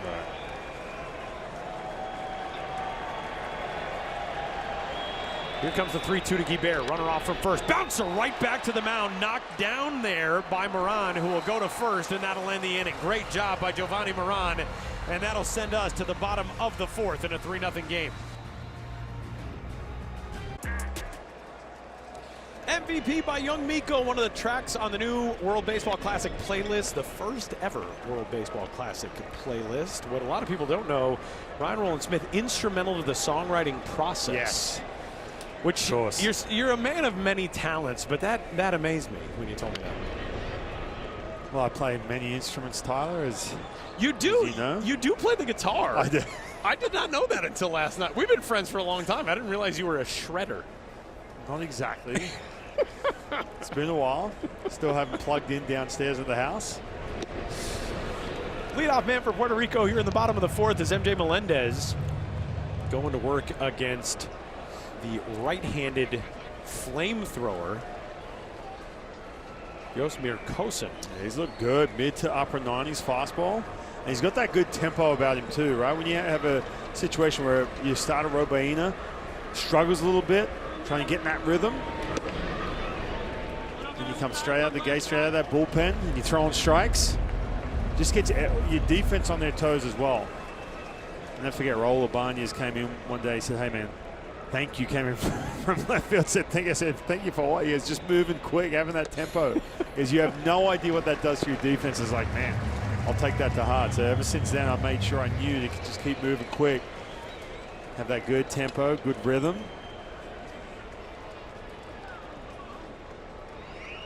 Kosin working in his first World Baseball Classic, has his third strikeout. And here comes the hero so far, Martin Maldonado. Back in the second inning with the bases loaded. Yeah, we know he's retiring. He hung him up in October, so he's playing with house money right now, just having an absolute blast the last time around with his buddies, his Puerto Rican team. Already some big hits early on in this World Baseball Classic. Maldonado, another one of the winter ball teammates of Cosen's here in Puerto Rico. Yeah, it's been some really good stuff from Yosemir Cosen in his first World Baseball Classic relief appearance. There are a lot of weapons in that Cuba bullpen. And important tonight because Yariel Rodriguez unavailable.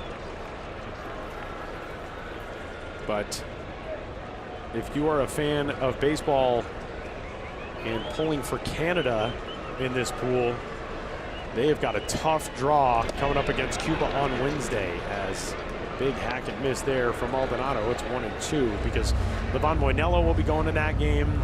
Rodriguez will be available. Rydel Martinez, the closer for the Yomiuri Giants and Nippon Professional Baseball, one of the most electric arms in the game. He'll be available, presumably. 1-2, swing and a miss. This has been a very impressive Classic debut. That's 4 strikeouts now for Cosen. He's got that good tilt on that breaker ball to go along in the mid-90s, the top of the strike zone. Even Martin Maldonado is trying to give a little scouting report on his way back to his teammate Ramos. You gotta remember too, look, a lot of these guys who, when they get 2, 3, 4 years in the big leagues, not so much in the minor leagues, but when you're in the big leagues, you face the same guys multiple times, right? You get, by the way, you get a ton of data on them too. You get a lot of video. And yeah, you've got the Traject machine at every ballpark where you can basically project the starting pitcher that night. So anytime you're facing a team like Cuba, you know, chances are you don't get that 60 feet scouting report like you would with some of the guys you're facing in the big leagues. On a strike on Willie Castro, who has been aboard twice tonight, singled to lead off this game. Stole second and was left there. He walked in the second inning, was also left on board. Puerto Rico 3 runs on 4 hits.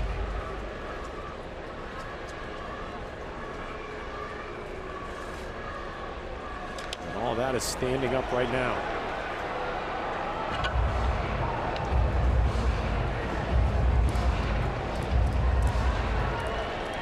As this tournament goes on, if Puerto Rico is able to get through that second round, you look at obviously Willie Castro at the top, but you got Elliot Ramos, we know how big of a threat he could be, Nolan Arenado, and then Cortez. That 2, 3, and 4 part of this lineup has to get going at some point. I know it's still early days and they got some more wiggle room because potentially they'll be going to the next round. Especially that man right there, Elliot Ramos, where he punched out 3 times coming into this game.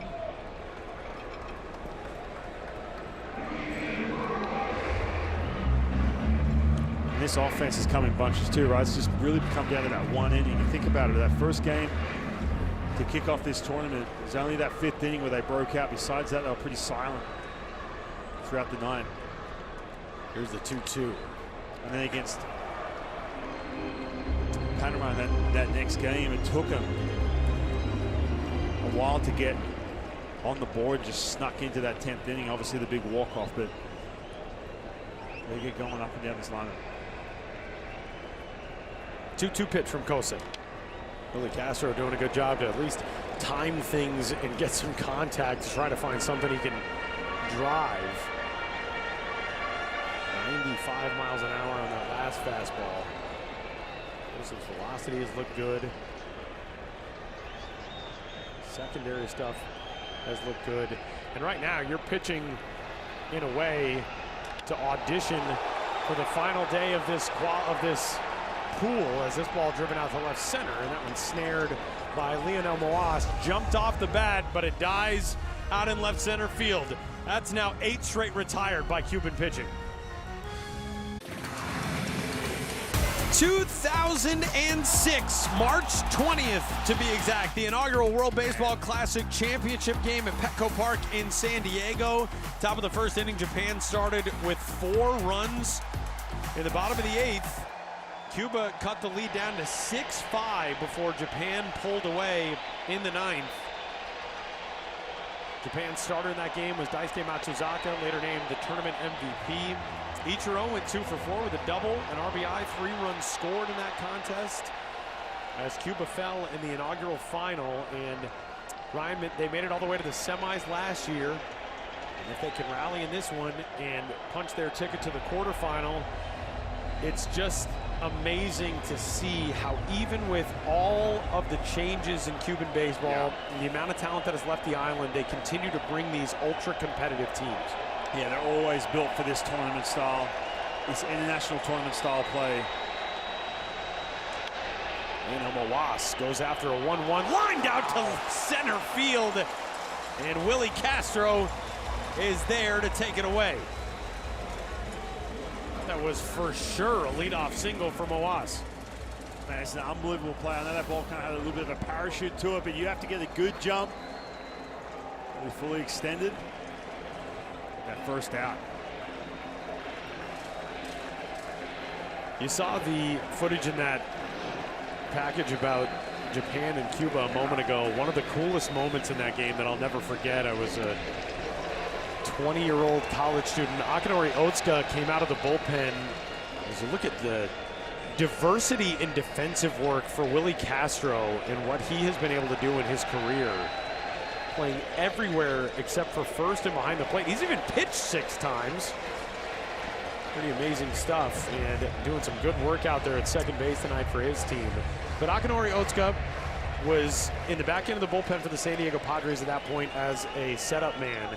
And when he came into that game, the Padres game production staff played Hell's Bells and Trevor Hoffman's entrance for him as Nolan Arenado hustles this throw over the first in time to get Yiddy Cape. And that was electric. Tyler, last inning I talked about Moran. One thing about coming back from that Tommy John surgery, he's trying to find that changeup again. This is such a plus pitch in 2023. He just threw back-to-back-to-back changeups. And that last one, look, it wasn't great, but man, this could be such a huge weapon for him once he returns to full strength in the big leagues this year in 2026. But yeah, looking back to that 2006 World Baseball Classic, you think about it, right? It was, you talk about Cuba being that international powerhouse, Japan. You saw Ichiro. I never forget, Ichiro missed opening day in 2009 because of the 2009 World Baseball Classic. He started the year on the IL because he had a stomach ulcer due to stress. I remember he came back from that in camp, and we're looking at him like, is everything all right? And he didn't say a word, but then finally admitted to us as teammates, he said, look, man, I'm dealing with so much stress, I have to start the season on the IL. It was wild, and that's what it meant to him. And I think from 2006 to now, it's just completely been absorbed by every country, especially the U.S. I heard the reports from Tarek Skubal when he thought he was anticipating it was going to be like an all-star environment. Then all of a sudden, he got into camp. He said it is definitely not. Made the one start. He didn't want to leave because he understood what this means to represent your country on this stage. He is there tonight in Houston for that game between the United States and Mexico that the U.S. leads 5-0 right now. But he is heading back to Tigers camp after this game. They announced that today.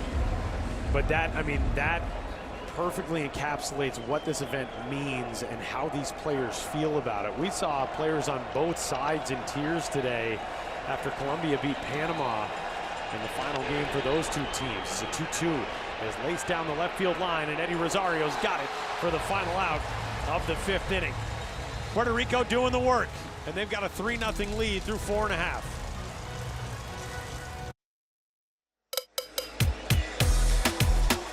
The all-time champions of the World Baseball Classic, Japan 2006, 2009, 2023, the Dominican Republic, that unbeaten run in 2013, and the Dream Championship for the United States in 2017. And one thing you saw in 2013 and 2017, and the graphic there was Puerto Rico being on the wrong side of a couple of those losses. As we head into the bottom of the 5th inning, it'll be 2, 3, and 4 for the home team. Elliot Ramos leading things off. The U.S., we told you, a 5-0 lead over Mexico in their game. The unbeaten Venezuelans are still with that designation as they head into a showdown with the Dominican Republic. Those two teams are moving on to the quarterfinals. And Ryan, I know we've talked a lot about the 5 teams here, and it's sort of funny because you and I, two of the biggest international baseball supporters, you sort of get caught as Ramos crushes one down the left field line. That's going to be extra bases. Into the corner it goes. Elliot Ramos has his first hit in Pool A. It's a leadoff double in the 5th. Tyler, we talked about the plus power he has shown already to right field. This time getting a hanging breaking ball out over the middle of the plate. And drives it into left field with some authority, jumping on that with his A swing. Standing up for his first hit, leadoff double. He's just the 3rd man to make contact against Josimar Kosin, who has struck out 4 through his first now 2+ innings. And here is Nolan Arenado. And first pitch swinging, bouncer back up the middle. Nice pick over there by Cape, and a throw against his momentum and across his body. What a play. Yiddy Cape has been really impressive, and it does advance the runner. It's the first out. Yeah, nice play right there for Nolan Arenado, bouncing this ball back up the middle, but you feel like that was another hanging breaking ball, Tyler. You feel like Nolan Arenado is just a tick off with his timing, where he's about to drive something maybe today or maybe tomorrow, but you feel like he's so close to crushing something in the gap. So the infield will come in now with Carlos Cortez at the plate.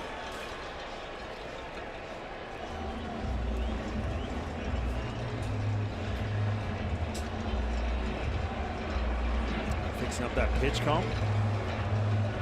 Maybe turn the volume up. The volume just, the decibels went up a little bit after that leadoff double from Elliot Ramos. He was cranking a little bit inside that hat. So here is Cortez, 0 for 2 so far tonight, with a runner 1 station away. Kosin deals. Cortez takes it inside. The United States and Japan, everybody coming into this event kind of thought, in large part, those two are on a collision course for the championship game. But everybody who is moving on to the quarters, I think, has a lot of reasons to be optimistic. If you had to pick right now, who are your heavy hitters? Who are your favorites? Well, I've been saying this for the last week now. I don't think we're giving enough respect or enough attention to the Dominican Republic. First of all, that lineup is murder. It's ridiculous. It's ridiculous. And then you got the pitching to go along with it. I just think that, man, and by the way, too, just some of the energy they're playing with right now. They are having so much fun. I know they've been a presence, obviously. Lifted in the air to left. Moas will settle under it. Tagging at third, Ramos. And Puerto Rico leads it 4-0.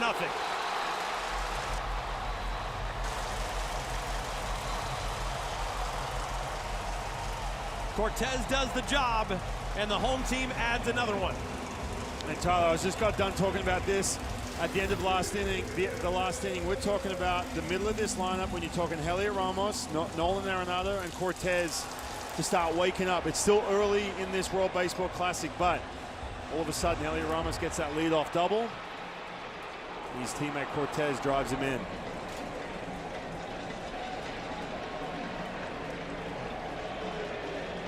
So with 2 away now, Yohan Moncada signaling to the third base dugout, and Herman Mesa is out. And this may be an injury issue with Josimar Kosin. And this is going to be a pitching change. So Kosin's day is done. Puerto Rico's added a run. Cuba going to the bullpen in the 5th.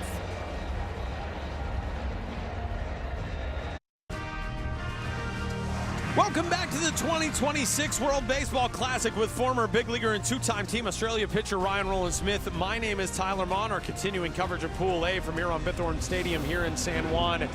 A somewhat surprising pitching change for Cuba here in the bottom half of the 5th inning, as Josimar Kosin must have been a blister issue and leaves this game. He dazzled through his first 2 innings.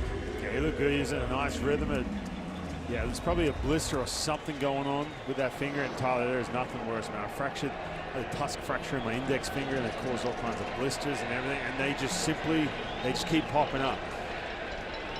So he gives way to the bullpen again as Emmanuel Chapman comes on. Third appearance for him. Yeah, I've already seen Chapman twice in this WBC. The one big advantage, we've talked about it a lot, the fact that Cuba has that off day tomorrow, so he can pitch today and still be good to go in that last game. Chapman, as Ryan noted the other day, not related to Aroldis Chapman, but he does hail from the same hometown in Holguin. And puts that one upstairs.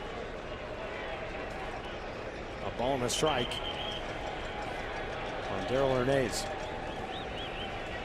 Hernandez 1 for 2. Drives one in the air to right. Orkisky Bear didn't have to move much. And he puts it away for the final out. We go to the 6th. Puerto Rico adds 1. It's a 4-0 game. Puerto Rico's manager for the second consecutive World Baseball Classic, and a guy who has been a steady presence for this team throughout all 6 classics, Yadier Molina. One of the greatest catchers of all time, and a guy ticketed for the Baseball Hall of Fame in 2028. Here you see his managerial experience from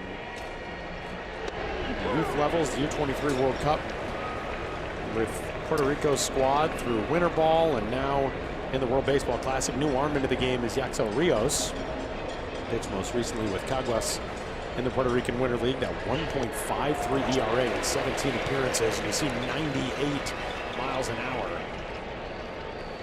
Look at that, 2028. I mean, you think about the career. 2-time World Series champion, 10-time All-Star, 9 Gold Gloves, 4 Platinum Gloves, 2013 Silver Slugger, career 270 hitter. Moncada gone on the attempted check swing, leadoff out.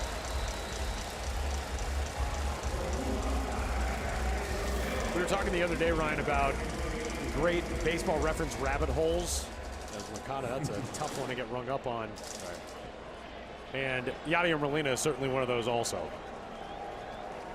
Yeah, 100% too. I mean, even flashing some, wasn't known for his power, but he's got a 22 home run season in there as well. 20 home run season later on in his career. Martinez gets drilled here.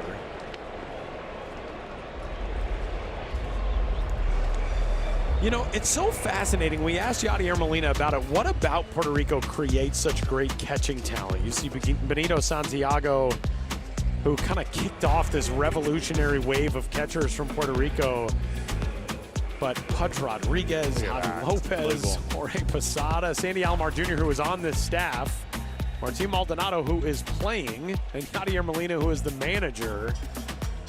These are some of the greatest catchers of all time. Jorge Posada, by the way, also on a World Baseball Classic staff. He's the hitting coach for Italy. Well, Yadi and I are around the same age. And yeah, he obviously grew up with 2 older brothers, right? That was just, again, MLB everyday catches in the big leagues. Played postseasons and everything else. But you mentioned Benito Santiago. I remember him back in the 90s too. Fly ball off the bat of Despaigne to right center, well hit, and into the alleyway it goes, and this will get Cuba on the board. Great jump at first. No, Martinez held. Now he gets the wheel as that throw escapes the relay, and Cuba does touch home with its first run. It's 4-1 in the 6th. And there he is, the legendary late 30s slugger who can still crush, and Despaigne hustles into second with an RBI double. Yeah, we'll wonder at what point will Despaigne make his impact known. How about going right center field in a ballpark that plays big too? He's still got that power, still got that bat speed at his age. A little defensive miscue right here. Allows Martinez to score. And all of a sudden, Cuba's in business. And here's Aroa Barbuena. Swings and doesn't get it. This bobble on the relay, thing just skipping away from Castro, and sort of surprised that Martinez wasn't being waved all the way through. Obviously not the fleetest of foot guy in the lineup, the big first baseman in the 3rd spot in the order, but ended up not mattering.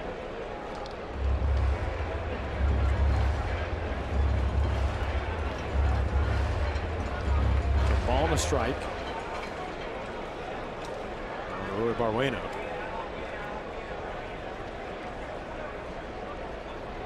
This is the guy who struggled with the swing and miss of Rubarino.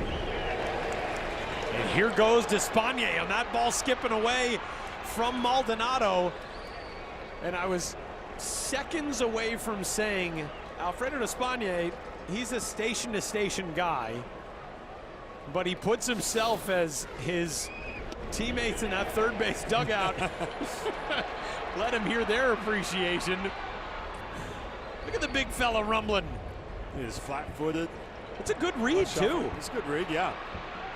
Nice little slide. A couple smiles from the dugout.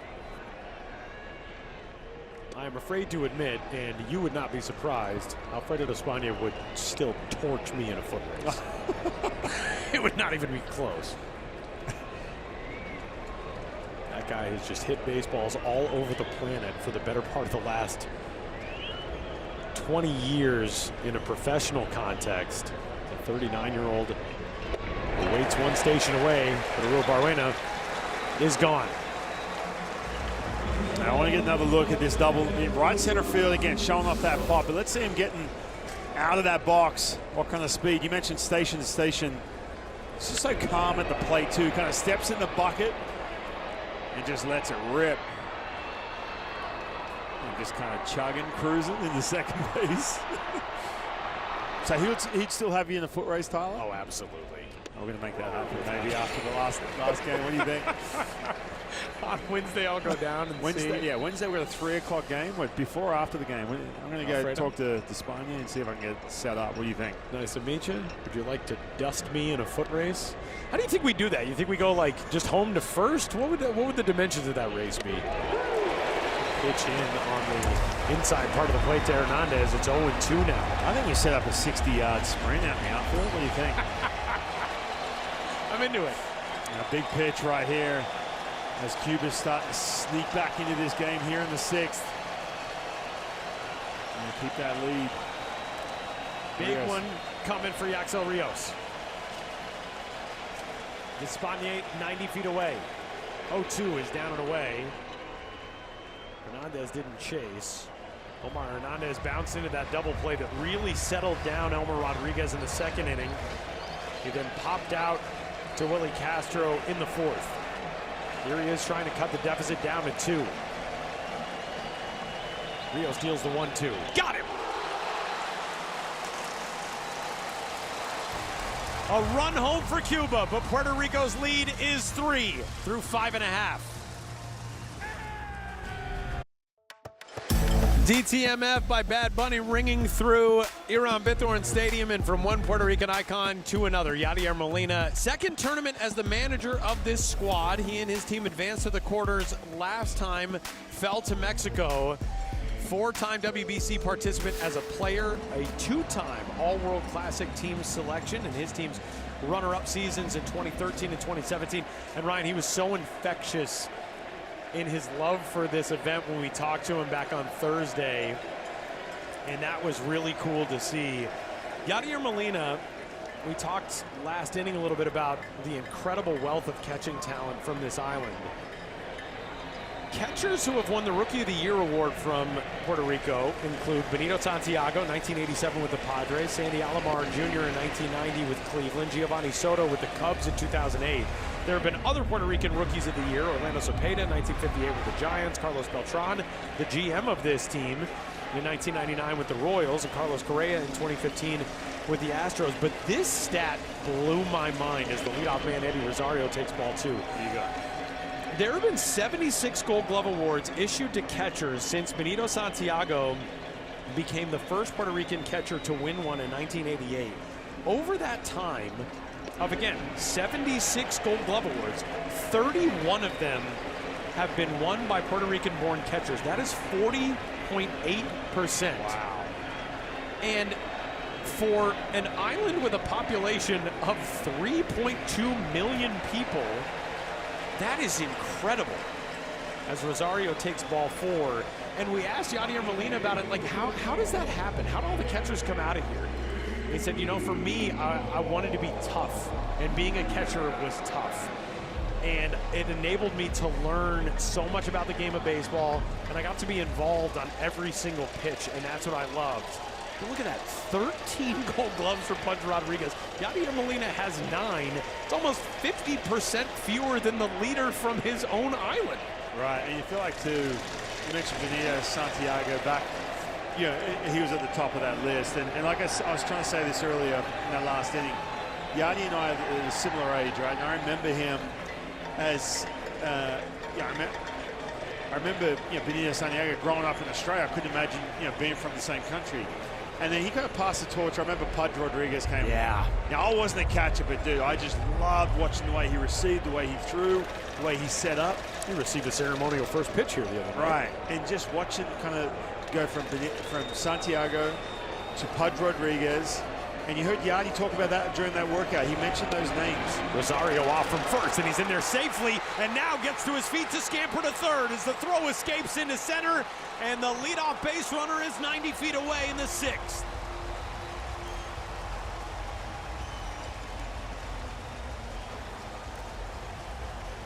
I tell you what, Rosario, for a guy who's towards the tail end of his career, didn't play in the big leagues at all last year, man. He has been such a huge impact, had that huge base hit on that first line. Everyone's slipping on this third base over here. We saw this last time as well. So Rosario has been in the thick of it. He had 4 walks in this tournament. He's on base half the time he's come up to hit. Big impact.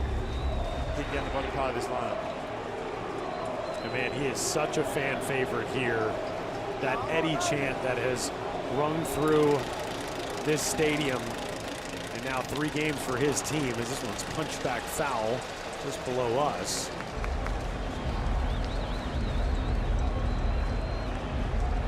So Pudge Rodriguez was your guy. Oh yeah, I mean, even not as a catcher. I remember. Oh yeah, I just love. I mean, there's just an art form to it behind the dish. 100%. And honestly, you know, just to fast forward a little bit, when you start talking about, hey, maybe having robotic umpires and taking away the art of pitch framing. Right. I keep thinking back to Pudge Rodriguez, the way he used to receive, catch, you know. Up on a called strike 3 there. Rivera is retired. Frustrated by the strike 3 call. Chapman gets an important first out. And again, I mean, that's a very well-received strike 3 by Hernandez. Yeah, that pitch is well outside the strike zone, but that's a big first out, especially with that runner and standing down there at third base. Try and keep this within 3. So here's MJ Melendez, who walked and then got on his horse to score from first base on the bases clearing double by Martin Maldonado in the 2nd that staked Cuba to a 3-0 lead. It is truly incredible. An island that at its widest point is about 100 miles across has produced 41% of catching Gold Glove winners. That is amazing. Since 1988.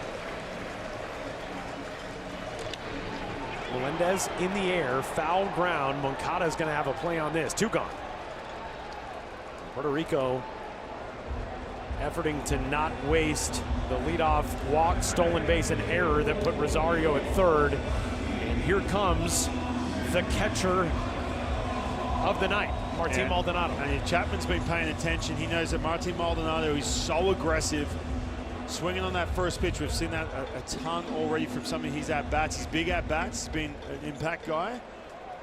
But no doubt he'll be swinging first pitch. So he can't try and sneak ahead in the count by putting something in the middle of the strike zone.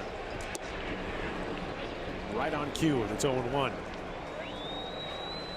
Maldonado was on the receiving end of the perfect game that Puerto Rico threw against Israel. Not officially considered one because it ended in a mercy rule victory, 10-0 in 8 innings in the 2023 World Baseball Classic for Puerto Rico.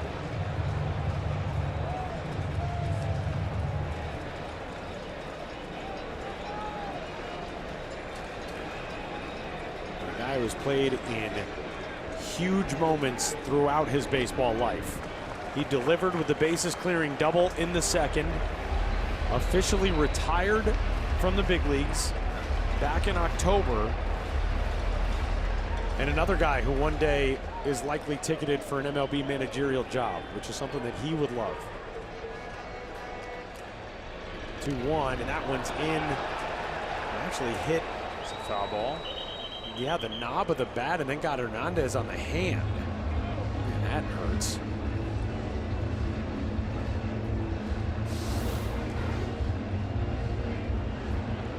You see this little check swing with the barrel, with the handle actually. Yeah, I thought that came in on the hands of Maldonado and was off the knob. That was off the barrel as Hernandez tries to steal strike 3 there, and instead the count will go full. Full count with Rosario at third. Top of the order waiting behind Maldonado.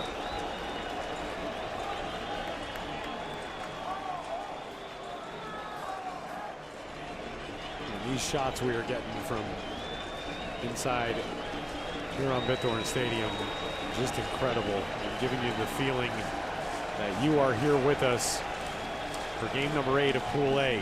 3-2. Maldonado left side. Moncada has got it, and the inning is over. Big out, and a big job stemming the tide in the 6th for Cuba. We're going to the 7th. It's 4-1. Another beautiful night in San Juan, Puerto Rico, as Pool A nears its conclusion. 2 more days here from San Juan. A 2-0 start to this group for Puerto Rico and Cuba. The winner of this game tonight is moving on to the quarterfinals of the 2026 World Baseball Classic. Both of these teams still to square off with Canada. Coming up tomorrow, it's Canada, Puerto Rico in the final game for the home team here at Iran Bithorn Stadium. And then Wednesday afternoon, Cuba and Canada, and very likely in that game, we will see one of those teams playing for the other ticket to the quarterfinal round. That is, if Puerto Rico can finish off this game tonight. They've got a 3-run lead here in the 7th, as Cuba will go to work once more at the dish against Yaxel Rios. Joel Kikiber leading things off out of the 7th spot in the order. Left-handed hitting right fielder. He'll be followed by Leonel Moas and Yidi Tape. 96 from Rios. He has been fun to watch so far as well. He struck out the side last inning, though he did give up the hit batsman and the RBI double. And look at the struggles tonight for this Cuban offense, which came into the day today. They had been hitting the long ball, but team numbers wise, their .217 batting average was 12th among the 20 teams into the fray here in this first round in the Classic. Bear takes that one down, and bat flips the ball 4. As you see, Despaigne getting that double too, waking that bat up if he's going to be in the middle of this lineup. Arabarina has had some scuffles with the swing and miss. 4 strikeouts coming into this game. Omar Hernandez had 3 punch-outs, so plenty of swing and miss, but you mentioned it too, getting bailed out by that long ball in those first couple of games. I got to give you credit. That's the first time you've been tripped up by Arabarina. You've been nailing it. I know. Me, not so much. We got a pinch hitter here for Cuba as Leonel Moas will take a seat. And here comes a guy who we saw in as a pinch runner in Yoel Yanqui. And Puerto Rico's pitching coach, Jose Rosado Jr., will go out for a word on the approach to Yanqui here. I feel like this is stock standard now. Anytime, even in the big leagues, you get a pinch hitter, he comes out, gives you that definitive scouting report.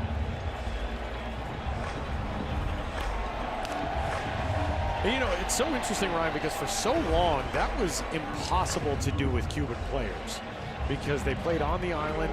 There was not a lot of intel on what these guys were like as ball players. And now for so many of them who have gone overseas, they've played in Japan, they've played in Mexico, they've played elsewhere.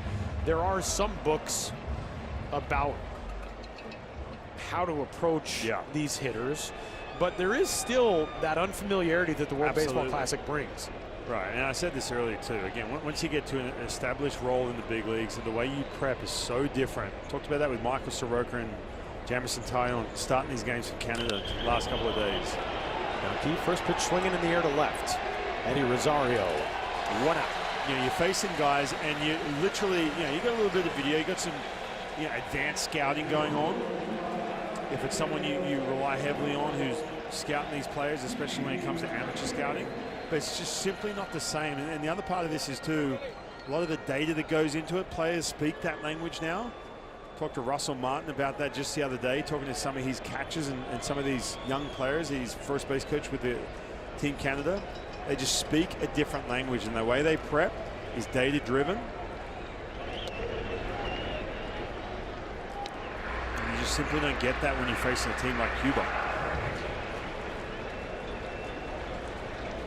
Here's Yidi Kape, who was 1 for 2 tonight. And has had a really good start to this classic. Kape pops this one up on the infield. That'll be the second baseman Castro calling and catching. 2 gone. Now already in the 7th, those outs are starting to dwindle for this Cuban team. And you know, one guy we saw that first night, or 2 guys actually, Fernando Cruz, setup guy for the Yankees. You see a prominent back into the bullpen pitching on that first night. He will be available. And of course, Edwin Diaz for the 9th. We'll go back to the top of the order, and Roel Santos. And a back pick over at first. Oh, Yanni-esque right there. Close for Guibert. And one thing that really gives you an idea of this island's appreciation of its catching talents, maybe as legendary as any other play in World Baseball Classic history for Puerto Rico, is Yadier Molina's back pick to nab Jurickson Profar in the 2017 semifinals at Dodger Stadium in Los Angeles. Santos takes that one up 2-0. Not a lot of places that have the back pick as, oh, remember that back pick? Not a lot of legendary back picks in baseball.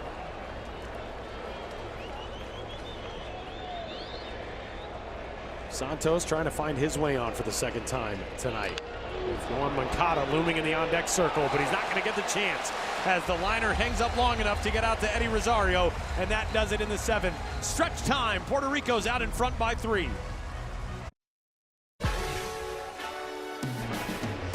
How we got to where we are in this 2026 World Baseball Classic game number 8. The 2nd inning is what changed everything here tonight, as Puerto Rico took a 3-0 lead on the bases clearing double by Martin Maldonado and busted this thing out to the advantage early on. They added one in the 5th. Cuba got a run on the board for the first time in the top of the 6th inning, and here we are in the bottom of 7. And a new arm into the game for Cuba. It's Armando Duenas. Yeah, and you think about it too, these first couple of games for Puerto Rico, it's taken them a little bit. They busted out in that 5th inning in that first game. Out pressing a ton, even on night number 1 for them.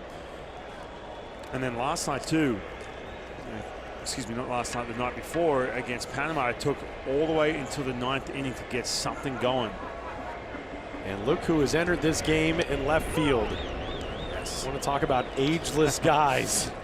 Alexei Ramirez, who played in the first ever World Baseball Classic and now sets a record as the oldest man to play in a World Baseball Classic game.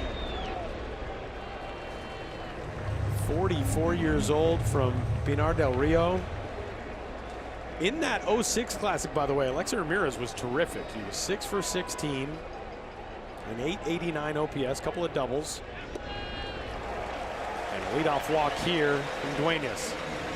Let's look back at that 2006 World Baseball Classic when a 24-year-old Alexei Ramirez was just a consistent offensive force throughout that event. He finished 3rd on the team in OPS, although we hadn't really heard of OPS in 2006. There he is in the final against Daisuke Matsuzaka.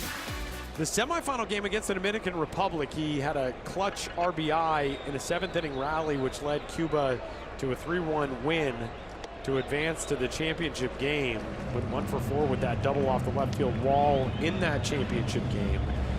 And here he is 20 years later. He's aged a lot better since that night in San Diego than I have.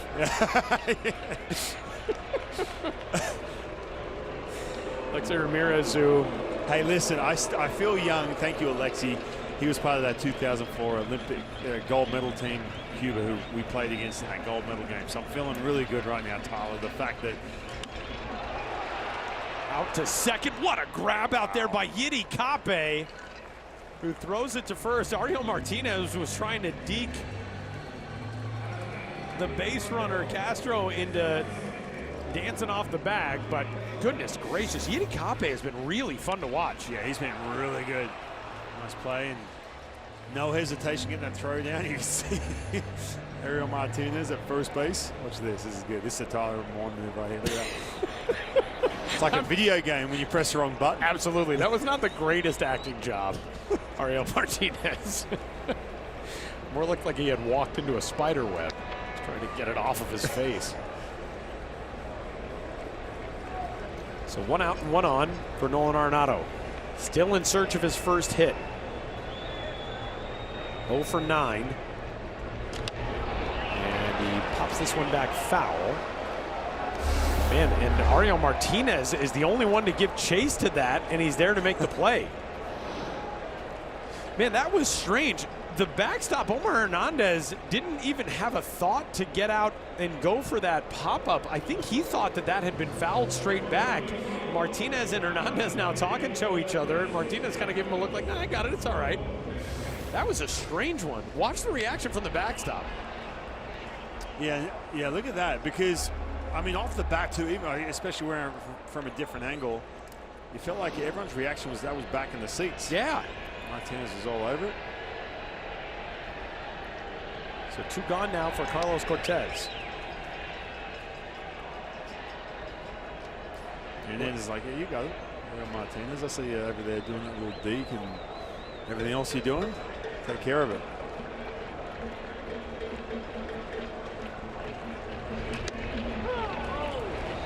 We talked about this the other night, but there is a fantastic story on MLB.com by Matt Monaghan about Alexei Ramirez and how he has continued to play this game that he learned from his uncle, who's now sick.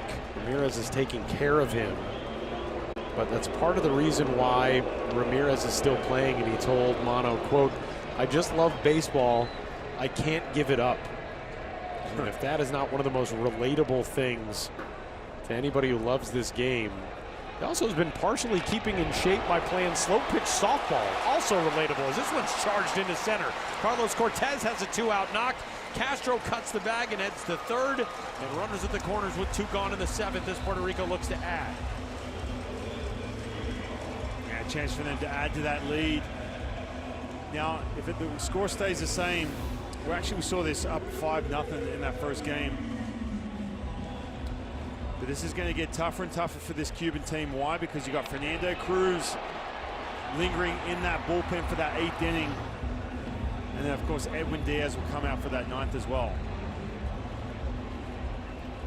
You need to try and keep this close as you can with those 2 arms you're about to face here for those last 6 outs.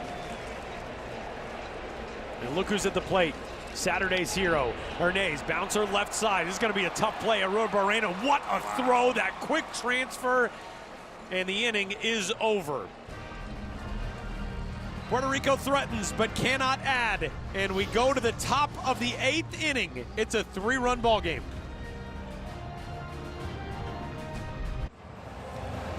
New York Yankees right-hander Fernando Cruz into the game here in the 8th inning as Puerto Rico tries to piece together the last couple of frames to move on to the quarters. Yeah, and this is part of that 1-2 punch out of the bullpen. You see Fernando Cruz, that split, he throws it 60% of the time. One of the nastiest pitches in the big leagues, if not nastiest split.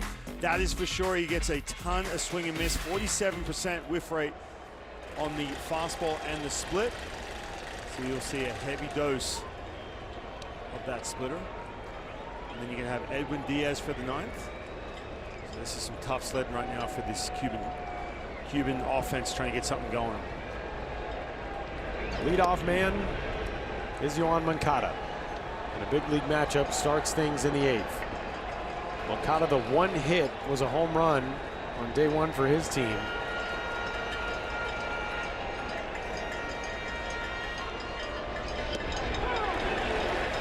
1-1. Fernando Cruz pitched in the 2023 Classic. 3 appearances, a 2.45 ERA. He was actually the opener against the Dominican Republic in pool play that year.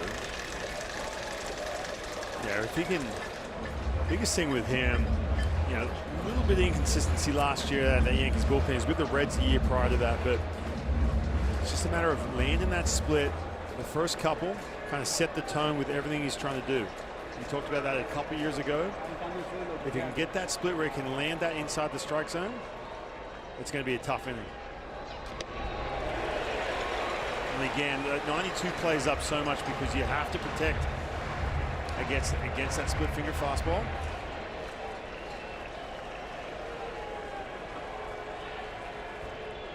Two balls and 2 strikes. Cruz deals. Got it.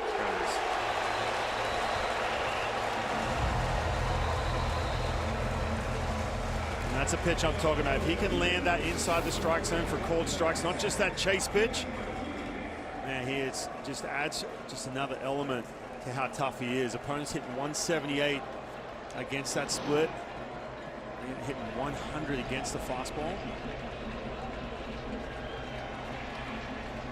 So it brings up Ariel Martinez. He takes the first pitch for a strike. Fernando Cruz, Ryan, really interesting baseball backstory. He was drafted in the 6th round by the Royals in 2007, but he was an infielder, then he was a catcher, and then he became a pitcher. No swing there. He was with the Royals from 2007 to 2012. Then he went to the Cubs organization. Then he went to an independent league, the Can-Am League. Then he went to Mexico, back home here, where he was the Winter League Pitcher of the Year in 2019. He went to Venezuela. He went to the DR. And here he is making some really good hitters. Look silly with Martinez. No swing there. This one certainly looked close.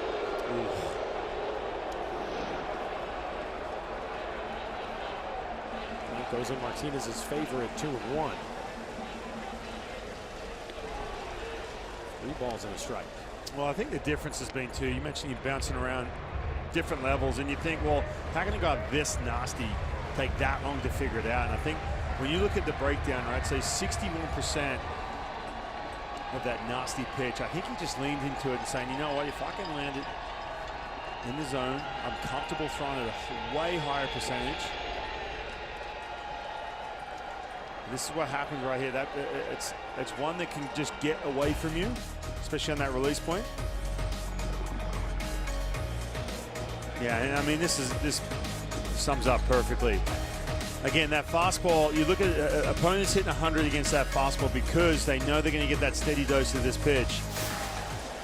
But you go back, Tyler, even going back 5 years ago, you always had to what they call, quote unquote, establish your fastball, right? Everything had to be off of that fastball. And then all of a sudden you started seeing guys. I remember Rich Hill when he made his comeback back with the Red Sox. It was like, you know what? I've got this really big breaking ball. Why am I not throwing this at a way higher percentage when it's a pitch that I'm getting no hard contact against? It changed his entire career. And the same thing with Fernando Cruz. He just leaned into, you know what? I'm just going to throw this split over and over. Tommy Canley's another example of that. Throws that changeup at a really, really high percentage.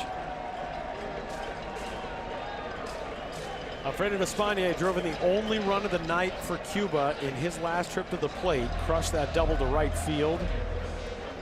Allowed Ariel Martinez to get to third. They actually ended up assessing an error on that play that made the run unearned as Martinez has stopped coming around third and then scored when the throw got away from the cutoff man. Despaigne pops this one up. Billy Castro will settle under it. 2 gone.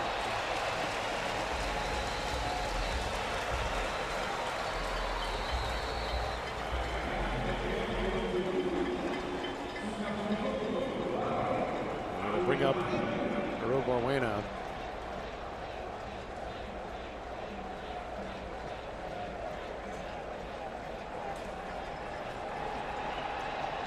Tense moments over there in that third base dugout for Lando Moas and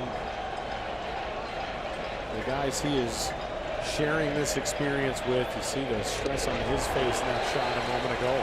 Big cut and miss. Barwena, another splitter, just fooled him badly.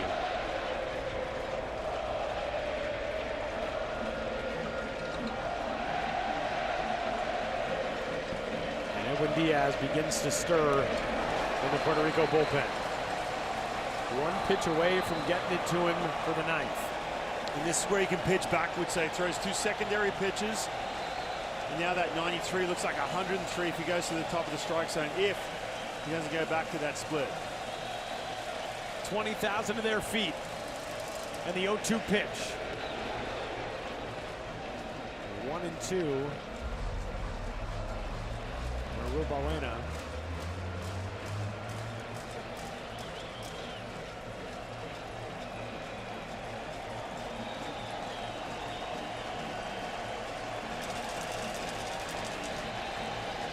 One-two.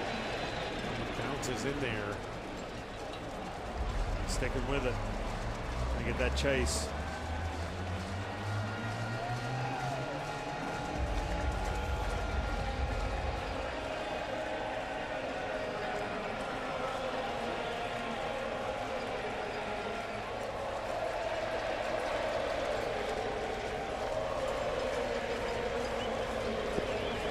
If he throws a fastball at the top of the zone here, he's going to be so far behind this.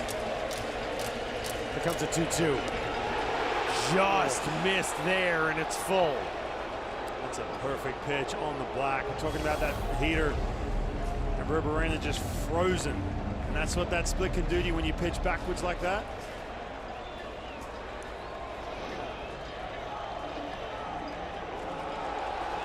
And we've got a pitch timer violation on Raul Barwena, who is out on strikes to end the inning. Headed to the bottom of the 8th, it's 4-1.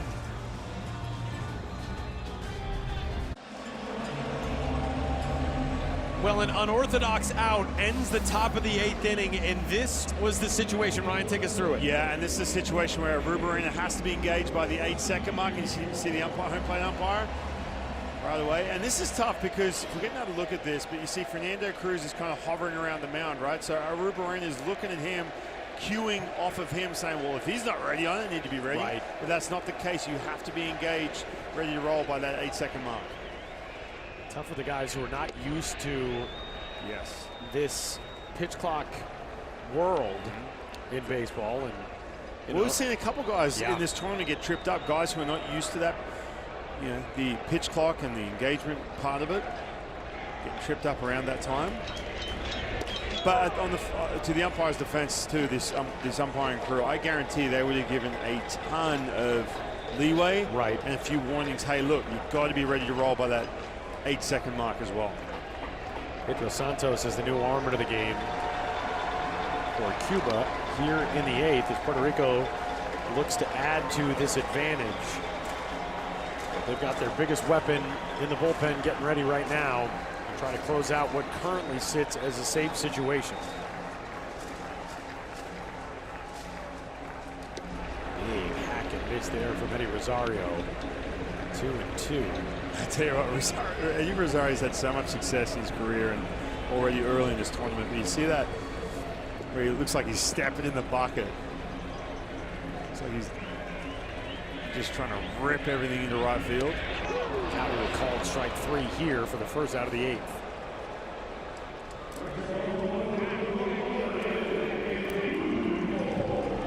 This will be a safe situation.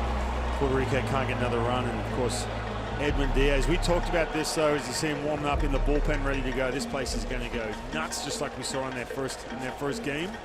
He came in that first game with a 5-run lead, and the big reason why is because we've talked about some of the restrictions and some of the structure with these players. Now he just signed a huge deal with the LA Dodgers, so they say, look, yes, he can go off and pull play, but these early stages, it's going to be pretty regimented. I guarantee he was structured. It was going to be structured where he throws that first game and throws tonight as well, regardless of the score.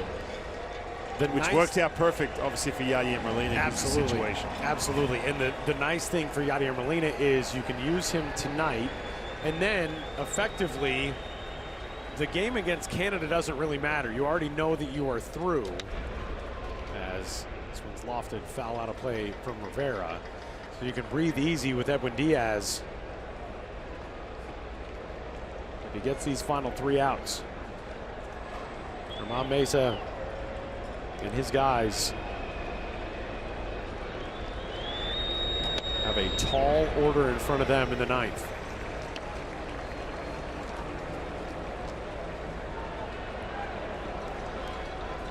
Two and two the count.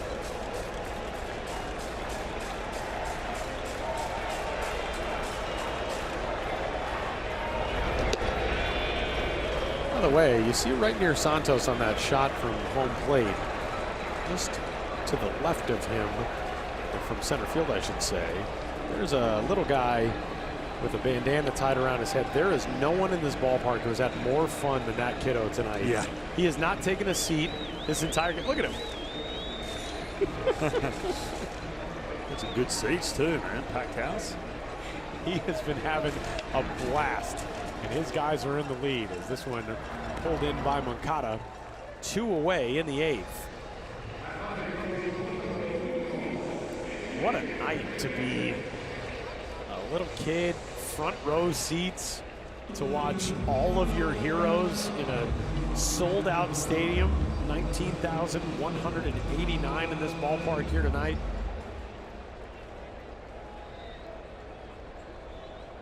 It's a family affair. It's an everyone affair. These fans here in San Juan, the first time they have gotten to watch their team on home soil in the World Baseball Classic since 2013. They have not missed a moment. And there is hardly a seat to be found in this ballpark.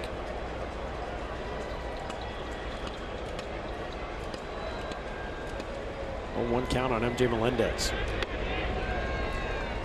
If there is a lingering image from this game, it's probably Melendez tearing around the base paths and that Superman dive across home plate to score the 3rd run on Martin Maldonado's bases clearing double in the 2nd. MJ takes a strike there, and it's 1-2. That's the difference in this game. Maldonado staked his team to a 3-0 lead. Melendez and his guys lit this park ablaze energy-wise in that moment, and they have hardly looked back. They added one in the 5th on the sacrifice fly by Carlos Cortez that scored Elliot Ramos. A run back in the 6th inning for Cuba, but Julio Robaina, who got the start, lasted just an inning and a 3rd. He and his guys have been on the wrong side of this score all night. Melendez pops it up. Hernandez will give chase to this one and back at the screen into the 1st row. You got to go give it to the kid with the bandana on. And just keep that foul ball. Kid's the biggest fan in this park. It was a good effort by Hernandez. That weird play last inning on the foul out by Arenado, in which Hernandez thought that that ball had just been spoiled back into the screen or was well out of play. This time busting his tail to get back there. He just got over the netting. 2-2. Down to make it full.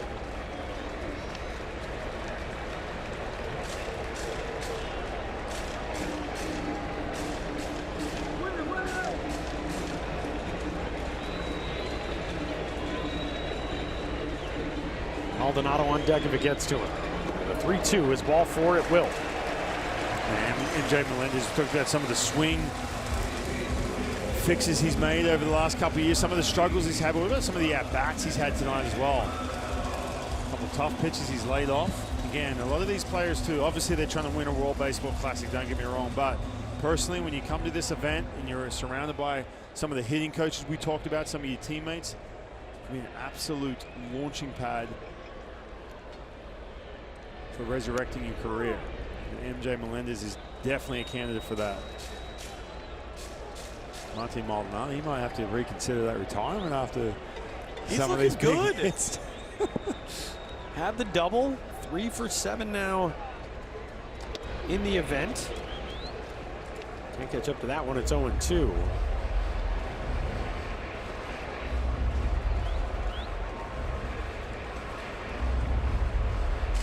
Maldonado, that was kind of a pointed conversation there with Vic Carapazza, the home plate umpire.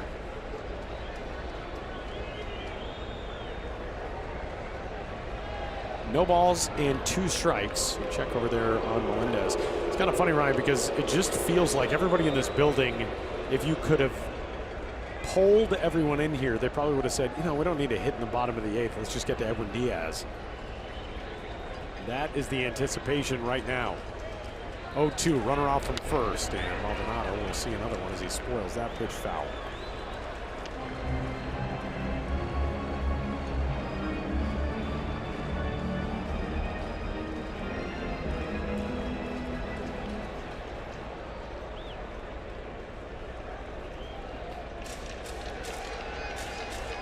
Here comes the 0-2. A ball and 2 strikes.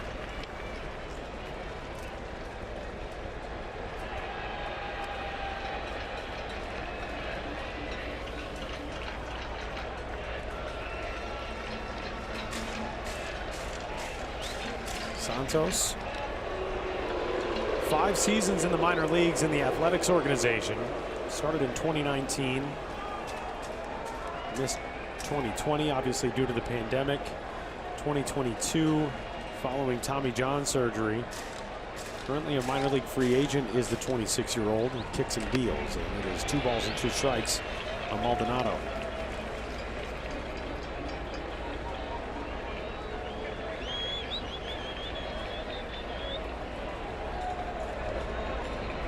An off day tomorrow for Cuba, and then it's all hands on deck against Canada on Wednesday as Maldonado swings and misses, and we are headed to the 9th. Cue the trumpets. Edwin Diaz is on the way to try to send his team to the quarterfinals of the 2026 World Baseball Classic.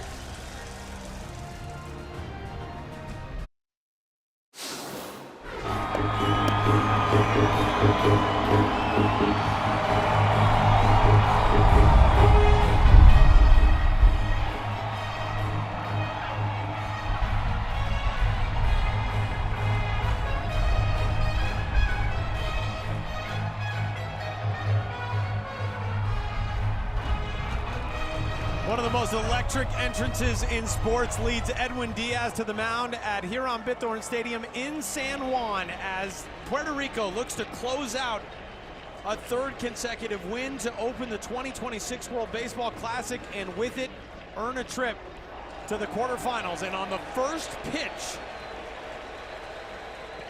a leadoff out. That was a pinch hitter, and Alexander Vargas one away.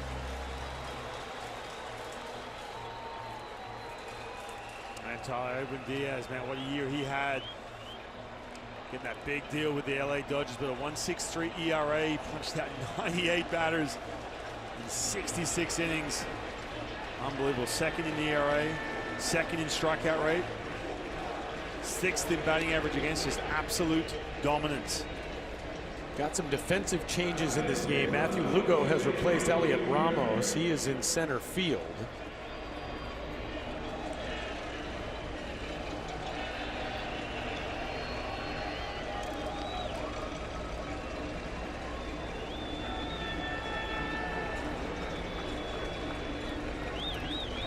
Diaz deals. That one's fouled down the left field line by Yoelqui Skiber.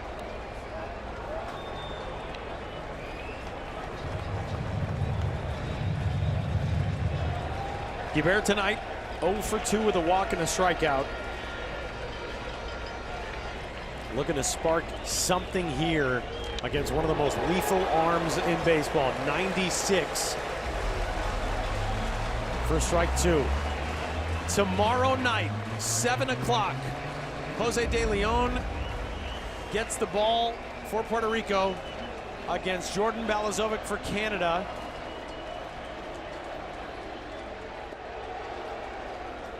As Canada will try to rebound from its loss yesterday to Panama and keep its hopes alive to move on to the quarterfinal.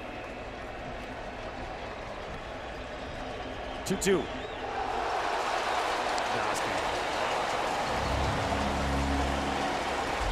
You got the fastball opponents hit 133 against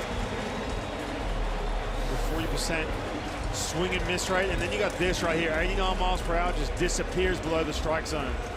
That slider from Edwin Diaz. An hour and 20-minute rain delay before the start of this game, and the wait has been worth it for everyone in this ballpark supporting the home team.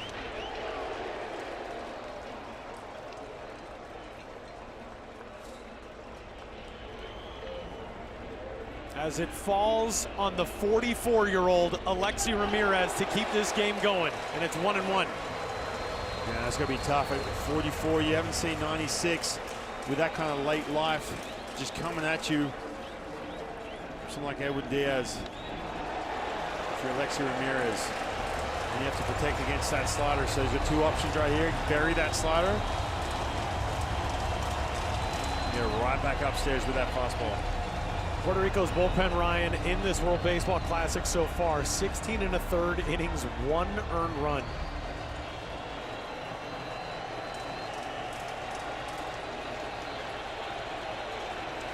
Ramirez down to his final strike. So is Cuba. 1-2 pitch.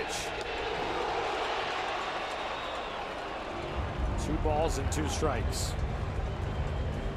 Yeah, right now, Alexi Ramirez, you pretty much just have to choose a pitch, right? You have to just eliminate one of the pitches and just cheat. So he's gonna have to try and cheat on this fastball, see if he can get a mistake.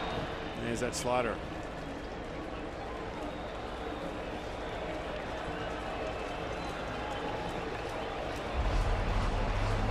Three balls and 2 strikes. Edwin Diaz, who suffered that gruesome World Baseball Classic injury 3 years ago, wanted to be back in this moment, and that's why Puerto Rico is headed back to the quarterfinals in 2026.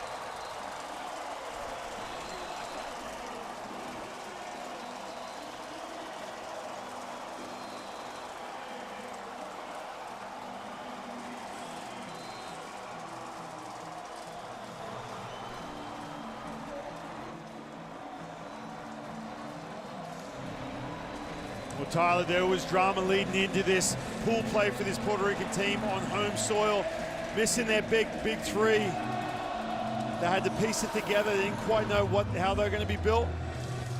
They had some drama. They had to press a little bit in these first couple of games, but what a way to finish. You got Edwin Diaz, one of the best closers, if not the best closer in the game, finishing off a perfect pool play to get to the next round. Look at that smile from Edwin Diaz as Puerto Rico has roared to a 3-0 mark and captured its ticket to the 2026 quarterfinals in the World Baseball Classic. Ryan, like you said, I mean, so much adversity for this team coming into this event. And Edwin Diaz really embodies so much of what makes this event great. And, you know, for him, again, 3 years ago, the knee injury in the celebration after a big win in Miami, but he wanted to be back as part of this. And we talked about that in depth the other day. To have this moment and to be able to do it in San Juan, there is no more gratifying feeling, one would imagine, for Edwin Diaz than to be able to share this with his brothers right now. Yeah, and look, going back to that moment, you mentioned it, you have to bring that up because it's easy for him, especially when he just signed a brand new deal with a brand new team, to sit this one out. But this just speaks volumes to what this means for him. And so many different storylines. We've talked about the drama, obviously, but Martin Maldonado hanging him up, coming up to that big hit in the second inning, bases clearing double. Seeing Yadier Molina managing this team, getting a chance to go on to Miami. But man, on the flip side for Cuba, they got their hands full, and you got Canada coming up in just a couple of days. It's going to be interesting to see who is the second team is going to punch their ticket to the next round. Here is where everything sits right now. The United States, Puerto Rico, Japan, Venezuela, and Italy all unbeaten. Italy with only 2 games played so far compared to 3 for the others. We know Venezuela and the DR, Japan and Korea, and now Puerto Rico are all on to the quarterfinals. The United States the same. Top 2 teams in each pool advance, and we have one more ticket to hand out here in San Juan, and that will be for either Cuba or Canada. And we got 2 more really fun ball games to go from here in Pool A. Coming up tomorrow night, 7 o'clock, Jordan Balazovic in Canada gets set to take on Jose De Leon and Puerto Rico. And don't miss that one. Our continuing coverage of Pool A from here on Bithorn Stadium in San Juan, as Puerto Rico will play its final game of the pool play round against Canada at 7 o'clock. For Ryan Rowland-Smith and our entire outstanding crew here in Puerto Rico, my name is Tyler Mond. Thanks for joining us for another fantastic night of baseball from Puerto Rico and watching this presentation of the 2026 World Baseball Classic.